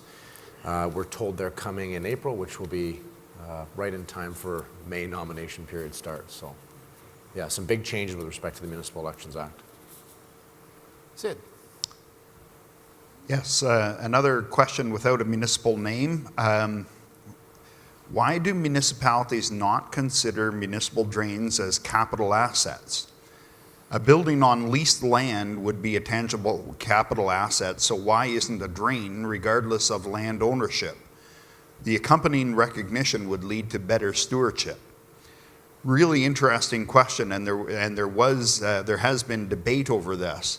There is no question that municipal drains are municipal infrastructure, and there are some municipalities that do consider them capital assets, but not all. So is it possible? Yes, absolutely it is possible, and this is where I'm going to turn it over to Susan to talk a little bit about how municipalities deal with tangible capital assets. Do you really want to turn it over to me? Yeah, Tangible absolutely. capital assets drive me crazy. Okay, I'm a professional accountant, but what TCAs do is simply state something on your consolidated financial statements. And in my municipality, the only reason that I use those financial statements is so that I can get the next tranche of debt. I want that unrestricted audit statement so that I can get debt. TCAs and municipal assets, or your asset management plan, or whatever your structure for moving forward, for planning for how you're going to build the municipality out for your kids and grandkids, are two separate things. TCAs are entrenched in PSAB 3150. It hasn't changed since 2009, and it's rigid. But council can alter their TCAs if they wish. I think it's a really good question. In my opinion, municipal drains. I mean, I've worked in municipalities where there are significant assets, and they require significant annual upkeep. So they should be provided for the same as I might provide for my library, my sewage treatment plant, or my ice surface. They're two different things. And I know in my municipality we spend we spend little effort on looking at those consolidated financial statements. Why? What's my role? It's my role to give quarterly variance reporting to council so they know where they stand, not just today and moving towards whether there's a surplus or deficit this year, but how are we building to the future so that we can cover all of those assets adequately without those spikes in the tax rate. I could talk all day on this, but I think I'll stop now. Thanks. I'm going to weigh in on this too. We talked about this question before when we met in the room before, and my question is, what difference does it make?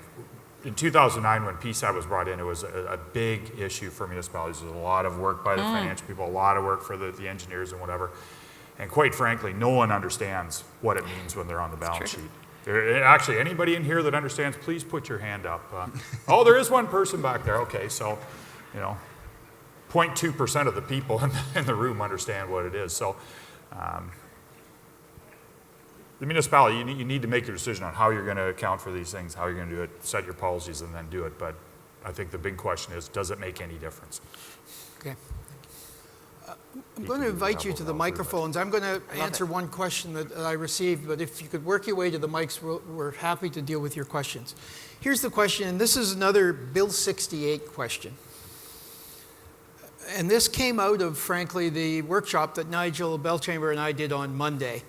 And the question reads this: how much will it cost someone to file an allegation of a breach of the Municipal Conflict of Interest Act after March 1, 2019 with the municipality's Integrity Commissioner? And the second part, will the accused councillor need a lawyer? Will the municipality reimburse him or her for those expenses? To answer the question, you have to know what's happening today. And today, and since 1972, if someone believes a member of council has breached that conflict of interest legislation, the process is to bring an application to court. And that application is paid for by the person who brings the application. In March next year, March 1st, tomorrow,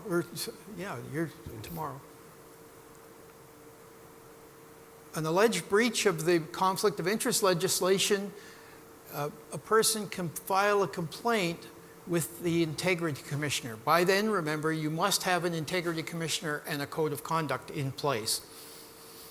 What will it cost to file that application? Nothing. People will be entitled, and not only electors in your municipality, it's being expanded out to people beyond that, including people who can demonstrate an interest in local government, and they could be anywhere at all.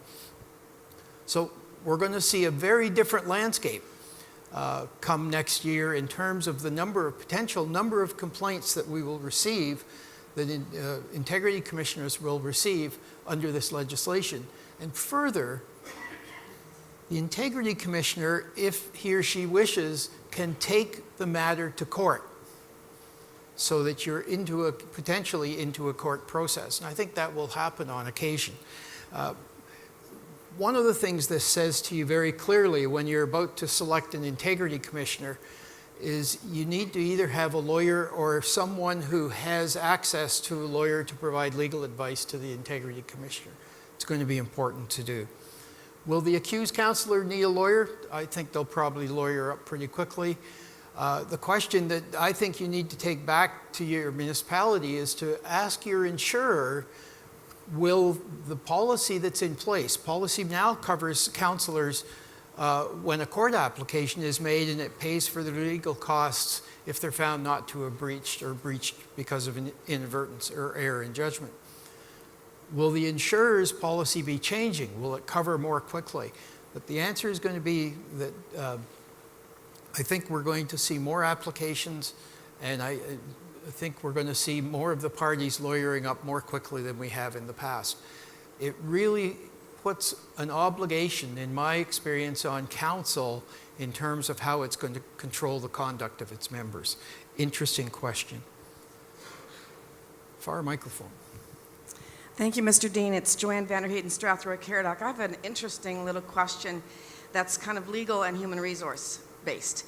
When you have intellectual property, so we have an employee we send for courses to upgrade their knowledge and their level of certification. Something happens in the municipality where someone leaves the municipality, so then we ask the other people in that department to step up to carry the load, and they refuse. Who's got that intellectual property? We actually had to go out and hire a consultant to do the job that our employees were not willing to do, even though we educated them to get that certification. Where do you stand as a municipality, other than unions starting to fight? Let me be clear. You educated some people in your organization for this type of work. Exactly. And they're refusing to do the work. Exactly. I would require them, frankly, to do it. You may end up in a circumstance where there's a fight over it, but I think you have the right to assign work and to put person to it. So as a municipality, just if I could follow up, it's time sensitive. And when they begin to tell you they can't do it and you have to hire out to do it, how do you fix that? You have to hire. If you're dealing with water, for example, you have to make sure you're covered and you have to hire the people that are there to do it. Anybody in the panel want to respond to this? I'll just jump in. I think, just to clarify the question again, it was that someone was sent on training and they left the organization, so then there was an ask to other staff. The ones that we trained were still there. Oh, okay, sorry. The one that was doing the job left, and so then they wouldn't do the job. Yeah, then I would say Fred's response is fair. Yep. Thank you. Yes. Vicky Leakey, Leeds and Thousand Islands. So my concern is what I see as a communication gap from staff to council, and a communication gap from council to residents. And you're right, there's lots of legislative changes. Somewhere, I think that there must be a better forum for council to receive summary forms of changes and impact on council versus, again, putting all these onerous tasks on staff.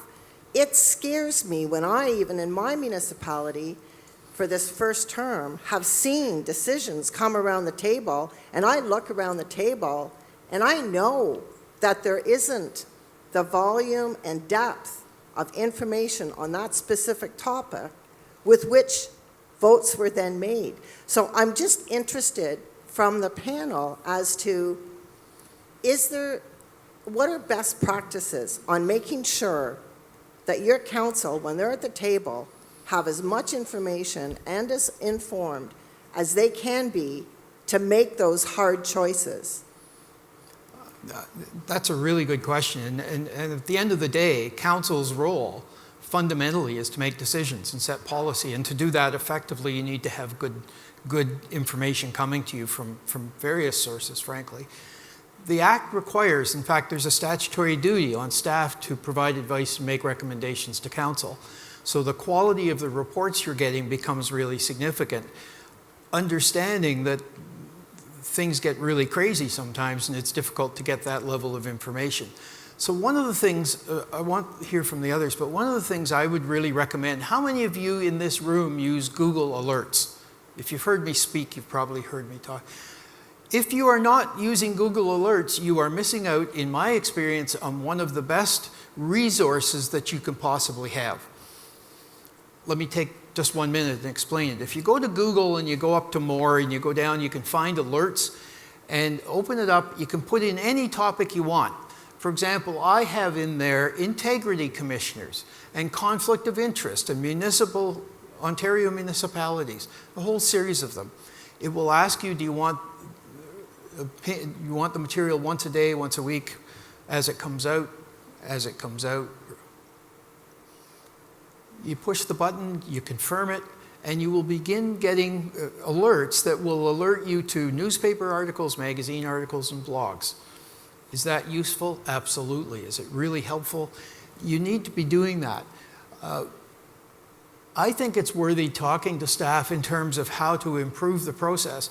How you write staff reports is really a fundamental process, and it's hard for some people to write good reports. Staff need to be trained on how to do that.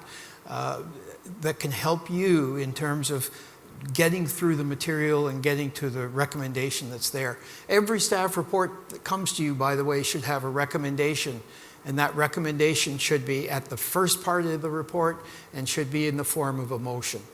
You need to know what you are exactly being asked to decide.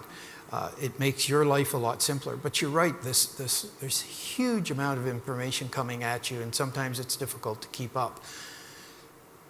So if I'm staff saying to councillor, and I wouldn't say this if I were staff in your municipality, I would say, if you're going to go asking questions of staff on all sorts of things and you're taking up a lot of their time, are you being effective, or are you really doing a disservice to your council because they haven't got the time to really focus on the bigger issues? I think there's an obligation on staff, but there's an obligation on every member of council to do some level of research, particularly on the big issue. We're not talking about every single issue, but on the big issues, I think you need to. Let's hear what they have to say. Fred, I'd like to jump in if I can. What I can say, so the first thing that comes to my mind, and Fred alluded to it, is the process. So how early in advance, you talked about sort of a lot of information coming to council and then maybe not enough time for members to sort of digest that information and make decisions based on it. So the one thing that we try and do, for example, is we put out, and what I would say fairly aggressively, and I get slapped on the wrist and you know, beat up over it at the office, but we put out agendas fairly early in advance of a meeting. We're talking 10 days in advance of a meeting. We put the first issuance of an agenda up. The reason why that's good, I mean, it's a lot of pressure on staff on the back end, but the reason why it works well is the public, council, and staff, and quite frankly, of importance in that order, public, council, staff, have a lot of time to have that material read, understood, formulate questions. It makes for better dialogue at the meetings. The second thing is, and Fred alluded to it, is how are those staff reports written? If you look at the regional municipality of York Region, they've got a really cool mechanism that they build into staff reports, and I call staff reports cool because I'll admit I'm a bit of a geek. But they use what they call talking headers. So at the heading of each sort of major component of the staff report, there's one or two sentences that break out and summarize the following list of information. So one could pick up a staff report, read through those talking headers, which is going to take 5 minutes, and probably have a good step forward in terms of that issue.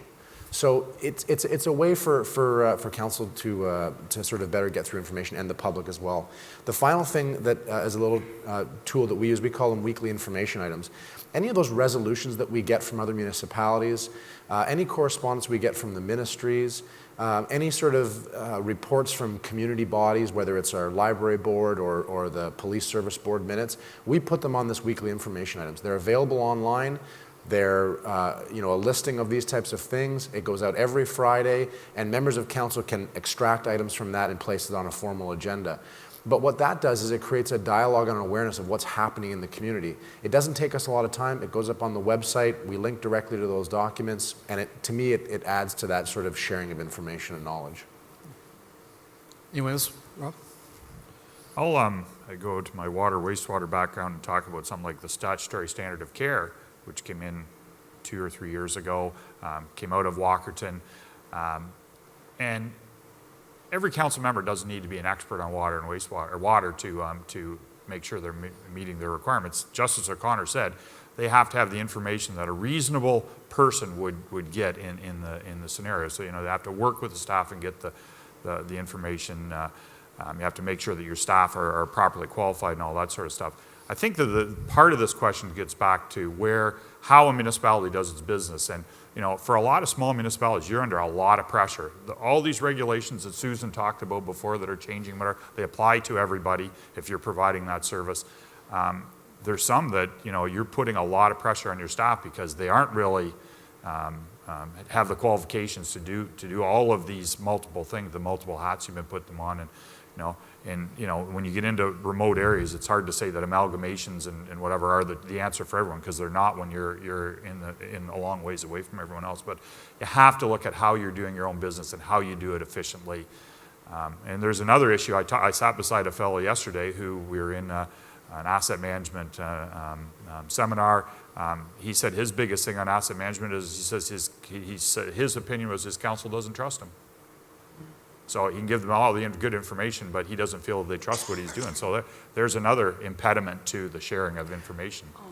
Could I add something Susan? to that? Sure. You know, in my opinion, part of this dialogue, at least between staff and council, starts with orientation. It starts with how you set up your relationship with your new council to get to understand them.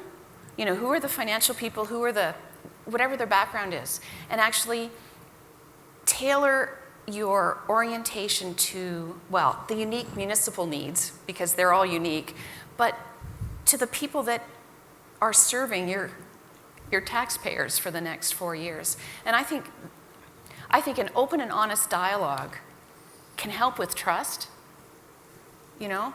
I think most of my colleagues care as much as I do about giving good information to council, and sometimes we do have a disconnect. But I think it starts right from the start. And of course, we're sitting here looking at a new election, and I know at my municipality we've attempted to start, despite all the work that's coming down, start those orientation processes. How will we bring the new group up to date on all the things that are happening and all the things that we need to get going? So I think that's a key as well.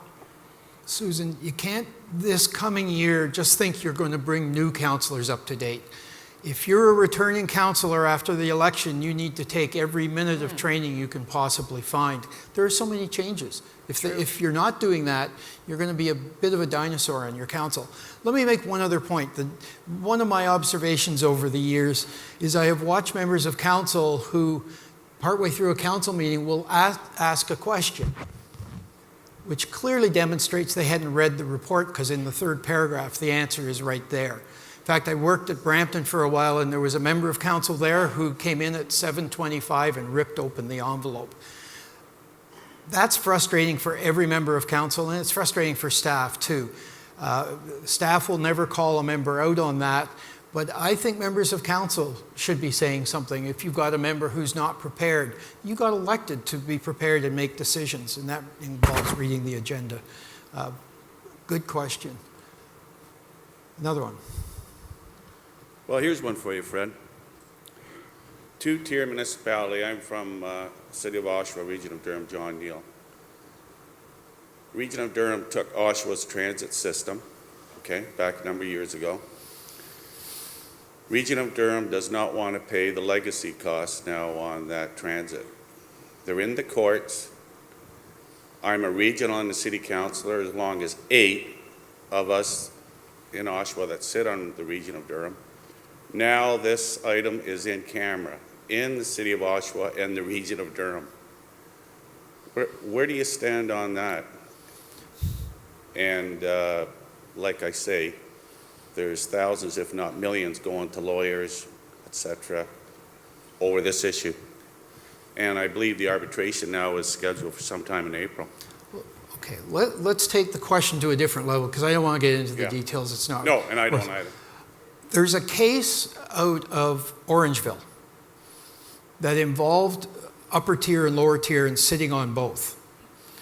And the issue came, and the upper tier said to the people from one particular council, the Orangeville Council, you can't participate in this because you have a conflict.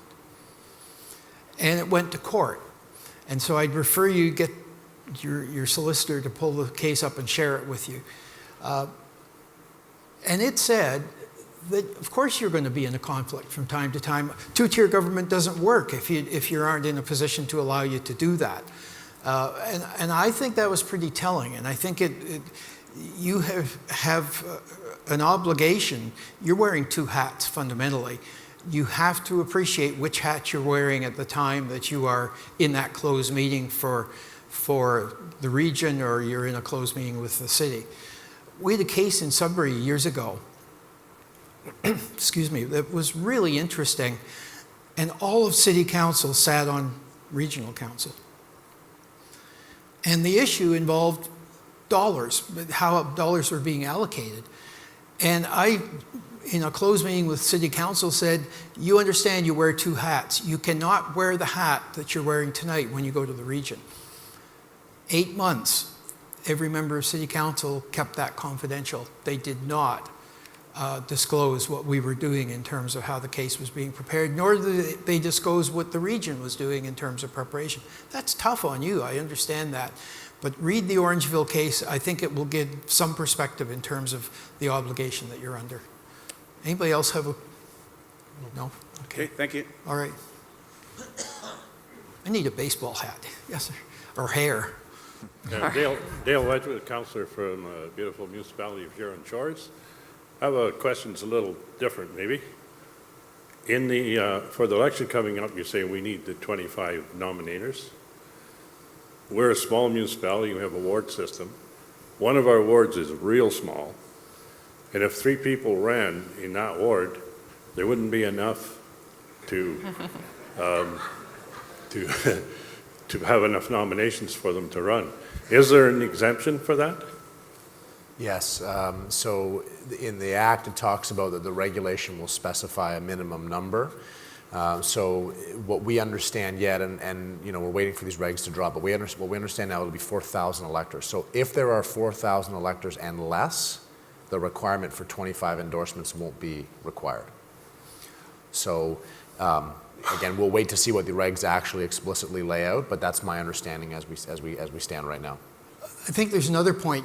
They have to be electors within the municipality, not within that ward. Correct. As I understand. Yeah. So it's not just the Wards 3 people and their families in this one ward. It's everybody in the So it municipality. could be nominated from The mayor, or the reeve, I'm not sure which, I think he's mayor of the township of Archipelago, appeared before committee, the Bill 68 committee, and raised this exact point, that the very small population, finding 25 people in the city of Ottawa or city of Toronto, not a big deal, but to find it in the township of Archipelago, you really got to go digging under rocks to find people that are willing to sign it. It's a huge issue, and I agree with, thanks for bringing it up. Thank you. Any other at the mics? Because we have more questions that we can... We do. Okay. Stephen. Sure. I have a really interesting one. No name question, but why do we refer to the head of council as your worship? So we looked at this one this morning, and so your worship is it's an honorific title. It's rooted in Anglo-Saxon roots and comes from the word, and I'm probably going to butcher the word, but wirthsipe, meaning to attribute worth to something. So from there, it morphed into the English version of your worship, and it was and obviously still is used to connote admiration and respect for the city or town's first citizen or leader. The other thing that I read this morning was that there is lineage and linkage to magistrates, or the position of magistrate, and how many magistrates were early mayors in effect. So that's where the word your worship comes from. When I heard this question, it reminded me back to what we refer to as our heads of council. And you'll know historically that cities and towns had mayors and townships had reeves. And in 2003, that all changed. And now council can decide, the wording in the Act now is head of council. Council can decide and can name its head anything it wishes. And you don't have to go by reeve or warden or chair or mayor. You can pick any title you want. We've had some really interesting suggestions over the years. But at the end of the day, you still refer to them as your worship. Rob, do you have another question? Yes. Caught me off guard there, Fred. What do you see as the go-forward issues with asset management for municipalities? Well, first thing I'm going to say is that, quite frankly, asset management is really not a new thing. Different forms of asset management have been practiced for years by different municipalities. What is probably really new is what we're the time that we're in, and a lot of municipalities have sort of generational type assets like bridges, like water and wastewater pipes under the ground, which are all coming due with their end of life, or some of them are already theoretically overdue, or they're coming due in the next 20 years, and this is all going to pile on top of one another, and that is where the problem is, and the funding gap, and how do you then make decisions when you have all of these issues which are piling up. I think the point that I'd like to make is that, you know, and what's the conference here? It's a challenge, managing change and whatever. you aren't going to be able to make the same decisions going forward you've always made. If you think the status quo for your municipality is going to be the status quo, then you better raise more funds to have all of those assets in place. If you have a bridge which serves 2 properties and has like 20 cars a day, and they have alternative routes of getting there, and it costs a couple $1 million to do it, it may be a very difficult sell to replace that bridge in the future. And you have to look at those things as you're making these decisions, not just say, this is the status quo for everything. The municipality I live in, we have 2 arenas for 8,500 people. The minor hockey registrations are going down, the ice rentals aren't what they were even 5 years ago. Will we be able to, when a major thing has to happen in one of those arenas, have 2 in the future? I'm thinking probably not, but the getting to that point is going to be a very difficult decision. But that's what councillors get elected for, is to make difficult decisions on behalf of the municipality. So, now it's entrenched in all of the grant application, where you have to have an asset management plan, which I fully support. I think it's going to be very difficult for municipalities with their current staffing levels, especially in small ones, to keep up asset management plans to current levels so you can make good decisions on them. And that's something you're going to have to look at as you develop them and as you keep them updated. It's going to be quite difficult. So. Sure, thank you. One of the questions that I have, also unnamed, property taxes have increased every year during this term. I'm proud to say that I didn't support any of them. And I plan on running again on a platform of no tax increase because I listen to my constituents. Well, demands on municipal governments continue, as you all know. We've got potential service enhancements, at least we feel that in our community, as people move out from the GTA and they expect transit and other things that we don't necessarily provide, and provincial demands, which I've already talked about. One of the key points for me in looking at property taxes is the Municipal Services Price Index. You may have heard of it. Maybe your treasurer is trying to introduce that into your municipality. So traditionally, we used to always talk about CPI, Consumer Price Index. And then some of us went to CPI excluding food. How much food do you buy in the municipality? But that basket of goods that CPI rates, even if you look at Ontario, or even if you narrow it down to your area, because of course Ontario is broken into different regions, is totally different than a Municipal Services Price Index. That's unique to the municipality. It's easy to calculate. Unfortunately, in my municipality, when indicating the Municipal Services Price Index versus what CPI with excluding food was for our area, council still is tending to CPI because it's lower. But we need to be realistic about services. And Rob, you stated perfectly, we're changing. But status quo means upping the ante. It means that we have to deal with the fact that utilities are going up, the cost of labor is going up. I mean, I don't know how many of you are dealing with the new minimum tax, the minimum wage, but in my municipality, we are hiring less students this summer. I mean, that simple thing, cutting back from 16 to 12, is going to impact what we can produce over the summer.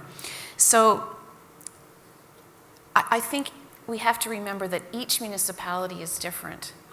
We can't compare, and also, it doesn't really matter what our neighbors levy or what the county levies. What do we need? What can we tell our taxpayers that we need? And if education rate, for instance, comes in lower, it might again this year, that's a gift at the end. Or something happens with the upper tier. But we need to be truthful and honest and get our head out of the sands about what it costs to run our own municipal government. Just our own. Anyway, thanks. Thanks, Fred. Good. Microphone. Yes, and I can't see Rob from here. Right, Rob. Following up on your question you had in your discussion around asset management got me thinking, how do we have quality discussions with council around level of service? Because that's what this all comes down to. I've been through this exercise a few times, and the only thing that happens is the level of service wants to go up. Where we are in an environment over the next 20 years where we're going to have to rationalize level of service and the amount of money we have available to us. So how do we start and have those good conversations? Yeah, that's a great question, Reg. And it's interesting because level of service is different in different of the services. I know in your position, Reg, you have water, wastewater, roads, all kinds of different things underneath your waste management, the like. So in some of those things, your level of service is dictated for you. Underwater, you're pretty much dictated as to how you do that. And you know, I don't know, it's interesting because the province has collected financial plans from every municipality that provides water.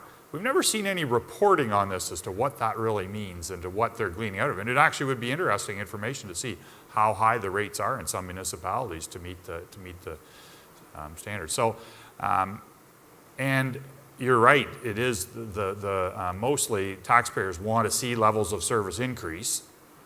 You know, we hear it in our municipality all the time, hard topping roads, you know, gravel roads. We want to have more hard top gravel roads and whatever. So they know that. It takes more money to do that.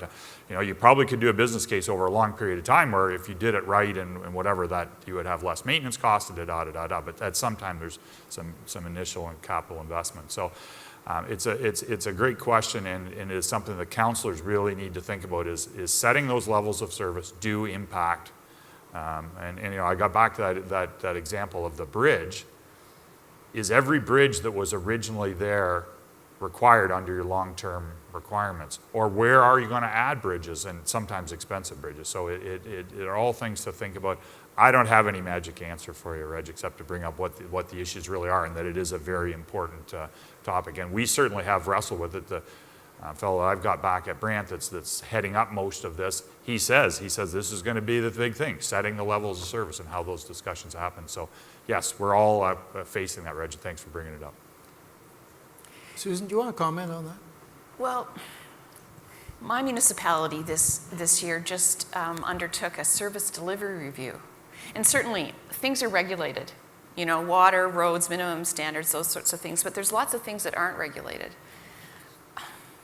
It was really interesting. We had an external committee that had members of council and members of the public, and we did a big survey. What's really interesting at this point, some of those services that we listed didn't score very high with the public. But to date, I mean, and we're very late at the town of Midland with our budget, so we haven't approved a budget for 2018 yet. But right now, the interesting thing is the paradox at council, because some members of council do not want to let some of those things go that were clearly not of interest when you look at the survey, but yet they still want taxes to go down. I think there's no easy answer, but I think there are some things that we can shave, but it also means being clear about the communication that was discussed earlier, what the parameters are that we're moving forward. And that's that verbal dialogue that goes around the budget, not just the numbers, not just the tax increase or the water consumption increase, but what's that intangible part? No clear answer, but thanks. The hard reality is at the end of the day, it's council that has to make those decisions. And it goes back to the question about information that's coming to you, how you do that. Surveys are a really good idea, but be careful with them. We developed a survey in Sudbury, and we made sure that we used the same survey year after year because we wanted to collect some data. Be very careful what time of year you use to collect the data.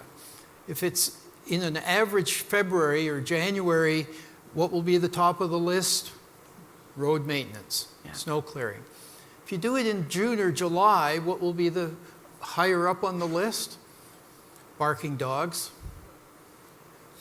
Always look at the time of year, but if you develop a survey and frankly get it professionally done, ask the same questions year after year, you'll begin to get a sense of what the priorities of your community are, and that will help council, I think, in moving towards this.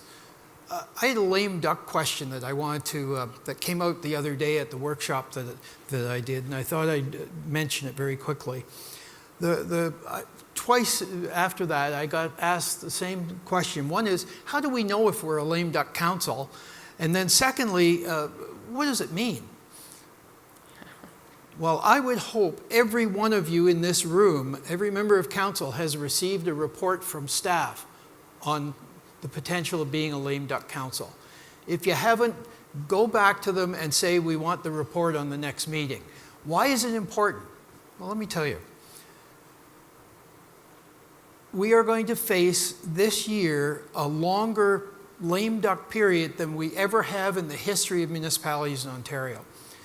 It used to be from mid-September till the end of term. Now, it is running from May 1st. I'm sorry, from July 27th through to the end of term, November 30th. That's over 100, I think it's 109 days, something of that sort. You are restricted as a council from things that you can do. For example, council cannot hire or fire employees during that period. And if you're a small community and your council believes you should be involved in the hiring of everybody right down to the rink rats, you can't do it.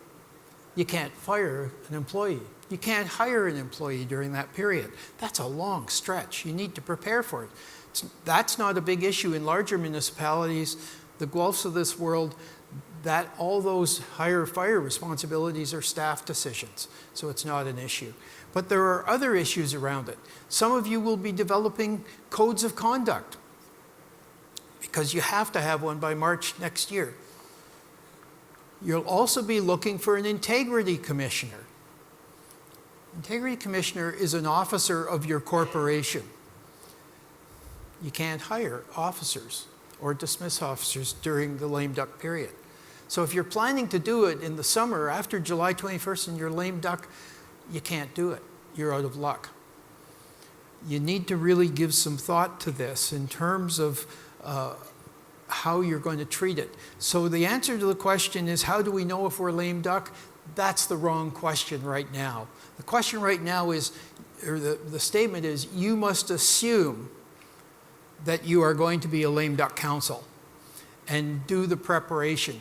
Because the reality is you can't fix it once the lame duck period starts. You need to have a clear budget that approves projects that are over $50,000, and then it's not caught by the lame duck provisions. You can enter into contracts over $50,000 if they're in the budget. Spend some time looking at this, get prepared. Your staff need to be providing you with advice on how to do it. Don't worry about how the formula works. Worry about, are we prepared in the event that we are lame duck? Members of council will sometimes say that they're running again, and sometimes they won't say right to the very end. You don't know if you're going to be a lame duck position or not. So I encourage you to take a look at that, spend some time on it, get some good advice, and make sure you are prepared before July, before the end of July, that you can move forward through the 100 and some days in the event that you are restricted in your ability to act as a council. Are there any other questions at the microphones? Sid, do you have another question? I have a prepared question. So yeah, there's, okay. What is the obligation of a road to provide drainage for adjoining properties? And it's an issue that, this is an issue that, that a lot of road authorities deal with on a daily basis, particularly as we get into spring melt. What is your obligation? If you talk to the property owners, they'll tell you that their opinion is very clear. It's your job to make sure that you drain my property, and that's not the case. That's not the fact. It's not supported by law. What's the purpose of a roadside ditch? It's to provide drainage for the road.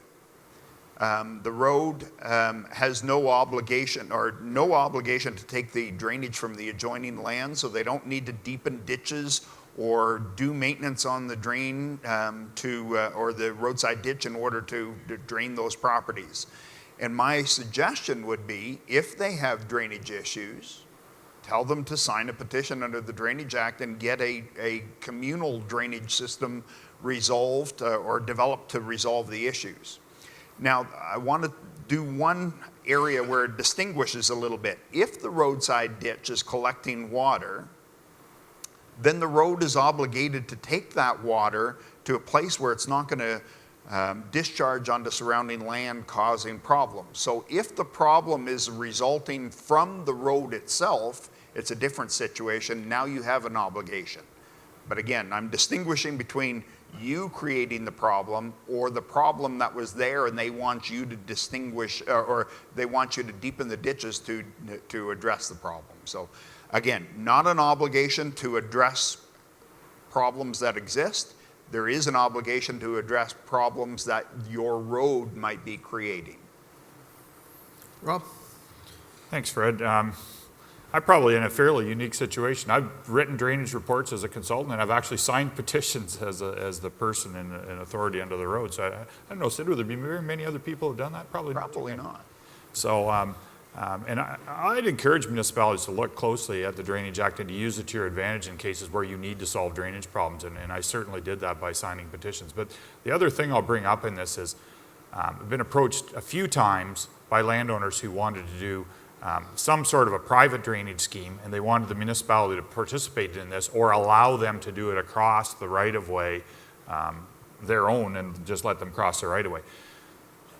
I'm not going to say we didn't participate in some of those to allow that to happen, but we never participated in one where we paid towards one of these drains. And the reason was, as we said to them, he says, you know, we've got all this infrastructure here in the road, which we want a drainage outlet for, and we're glad to sign the petition to get the drain away from here. So we'll do that and go in that direction, because in the future maintenance is set out. If you have the situation where you do a private drain and the downstream owners, there's nothing registered as a mutual agreement drain or anything like that, and the downstream owners don't want to do the maintenance in the future, you're in a tough spot. And you may have gained other liabilities by having water that you need to discharge of then and then no legal outlet. So I'd encourage municipalities to use the Drainage Act to your advantage in those situations, and then, you know, it's everybody pays their fair share going forward. Great. Stephen, do you have another question? Yeah, I do. I have another question from the Township of Brock, and it says, we've had an increasing number of requests to construct greenhouses in rural areas for the production and growing of marijuana. Should this type of use be permitted in the rural agricultural area? I think my initial reaction was, I think that's likely the only place for such uses, because I think that these greenhouses are going to be, my understanding is large. There's going to be a lot of production. Given the changes that have come down from the federal government and are further trickling down through the province. It's a case where, again, the zoning bylaw becomes incredibly important, being very clear about that, or defining that as a use, and putting that in a zoning bylaw so that you're very clear where within the municipality those uses are permitted. I think we've heard a lot of it at this conference so far, that we're still sort of waiting on things to come, which is scary because July 1st is going to be upon us real quick. But we're sort of, you know, my view is I think that's probably the best spot for these type of uses, unfortunately, or fortunately. And the zoning bylaw needs to be something that should be looked at now. And if you're not, in the future, in terms of how you're defining those uses and where those uses are going to be permitted within your municipal boundaries. Good. We do have a question. This is for Sid, and it's regarding the Municipal Drainage Act. And being in a municipality that had a few hot issues with a municipal drain, when is the last time that the province actually looked at that Municipal Drainage Act? And do you believe that there's any room for that to be brought up and reviewed and perhaps have some amendments that might better reflect what is currently happening today in the province? So the last time the Drainage Act went through a full-scale review was 1975, and there was major amendments that were made to it. There have been minor amendments that were made to it several times over the years. I can't remember all the years exactly, but there have been minor amendments. Things like municipalities can now appoint more than one drainage superintendent, and allowing for well, I won't get into the details, but I'm curious what you may see as the issue. It just, in our particular instance, it just appeared from a council that, I mean, it wasn't like this municipal drain dropped out of the sky. It's been there forever and a day, And there's just constant noise on the partnering with the conservation area and the different people that should have been perhaps involved and weren't involved. And then you've got the landowners where perhaps we were negligent and did not have a regular routine monitoring repair of these drains. And so, you just find yourself in this muck of, that's developed over 25 years, and you go, well, wait a minute. Water, sewer, there's lots of legislation are pretty clear and pretty easy for council. This one seemed to be a real struggle between council, and it did fall under the Drainage Act. So yes, we were fueled with it, but you definitely had the voice of residents saying, in this instance, is this fair? Or could we do this? So it just seemed to me that there was a lot of variables that... Yeah, so yours is a very specific issue, to be very honest, I think it's less about the Drainage Act and more about the administration of that particular municipal drain. How about you and I talk about it off stage? Thank you. The last word goes to Leeds and the Thousand Islands. I want to take the opportunity to thank the panel this morning for taking the time to be here. Thank you for attending and the questions that were asked, both in writing and at the microphones. This is always an interesting session to do. Thank you very much.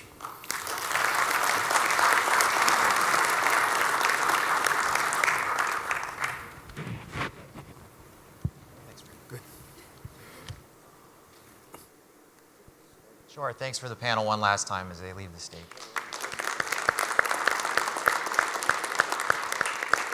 Thank you. Thanks for coming. Thank you. Thanks very much. Thank you. Well done. Thank you. Thank you very much. Thank you. Thank you. Well, that just about wraps things up for the 2018 conference. I hope you all agree that it's been a great event this year. Thank you.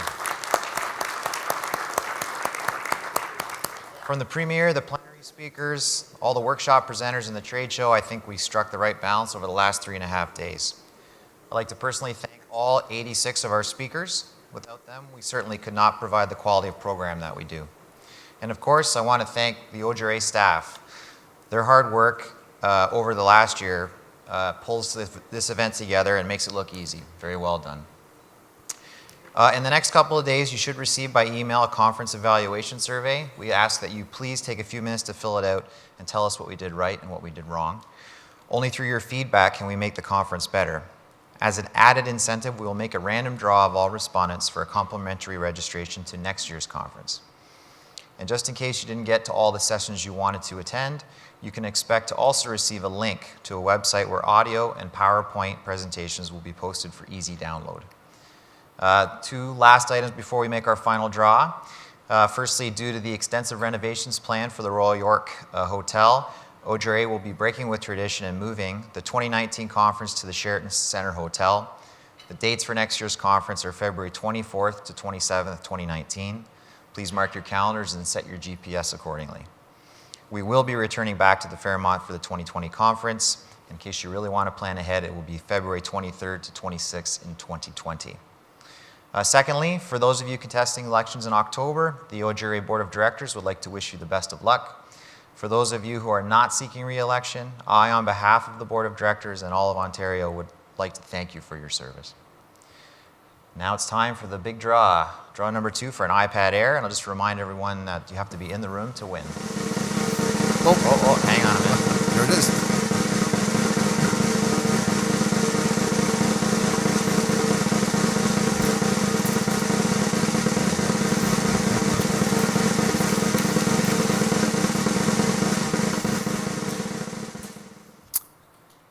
Terry Miner from Champlain Township, Councillor.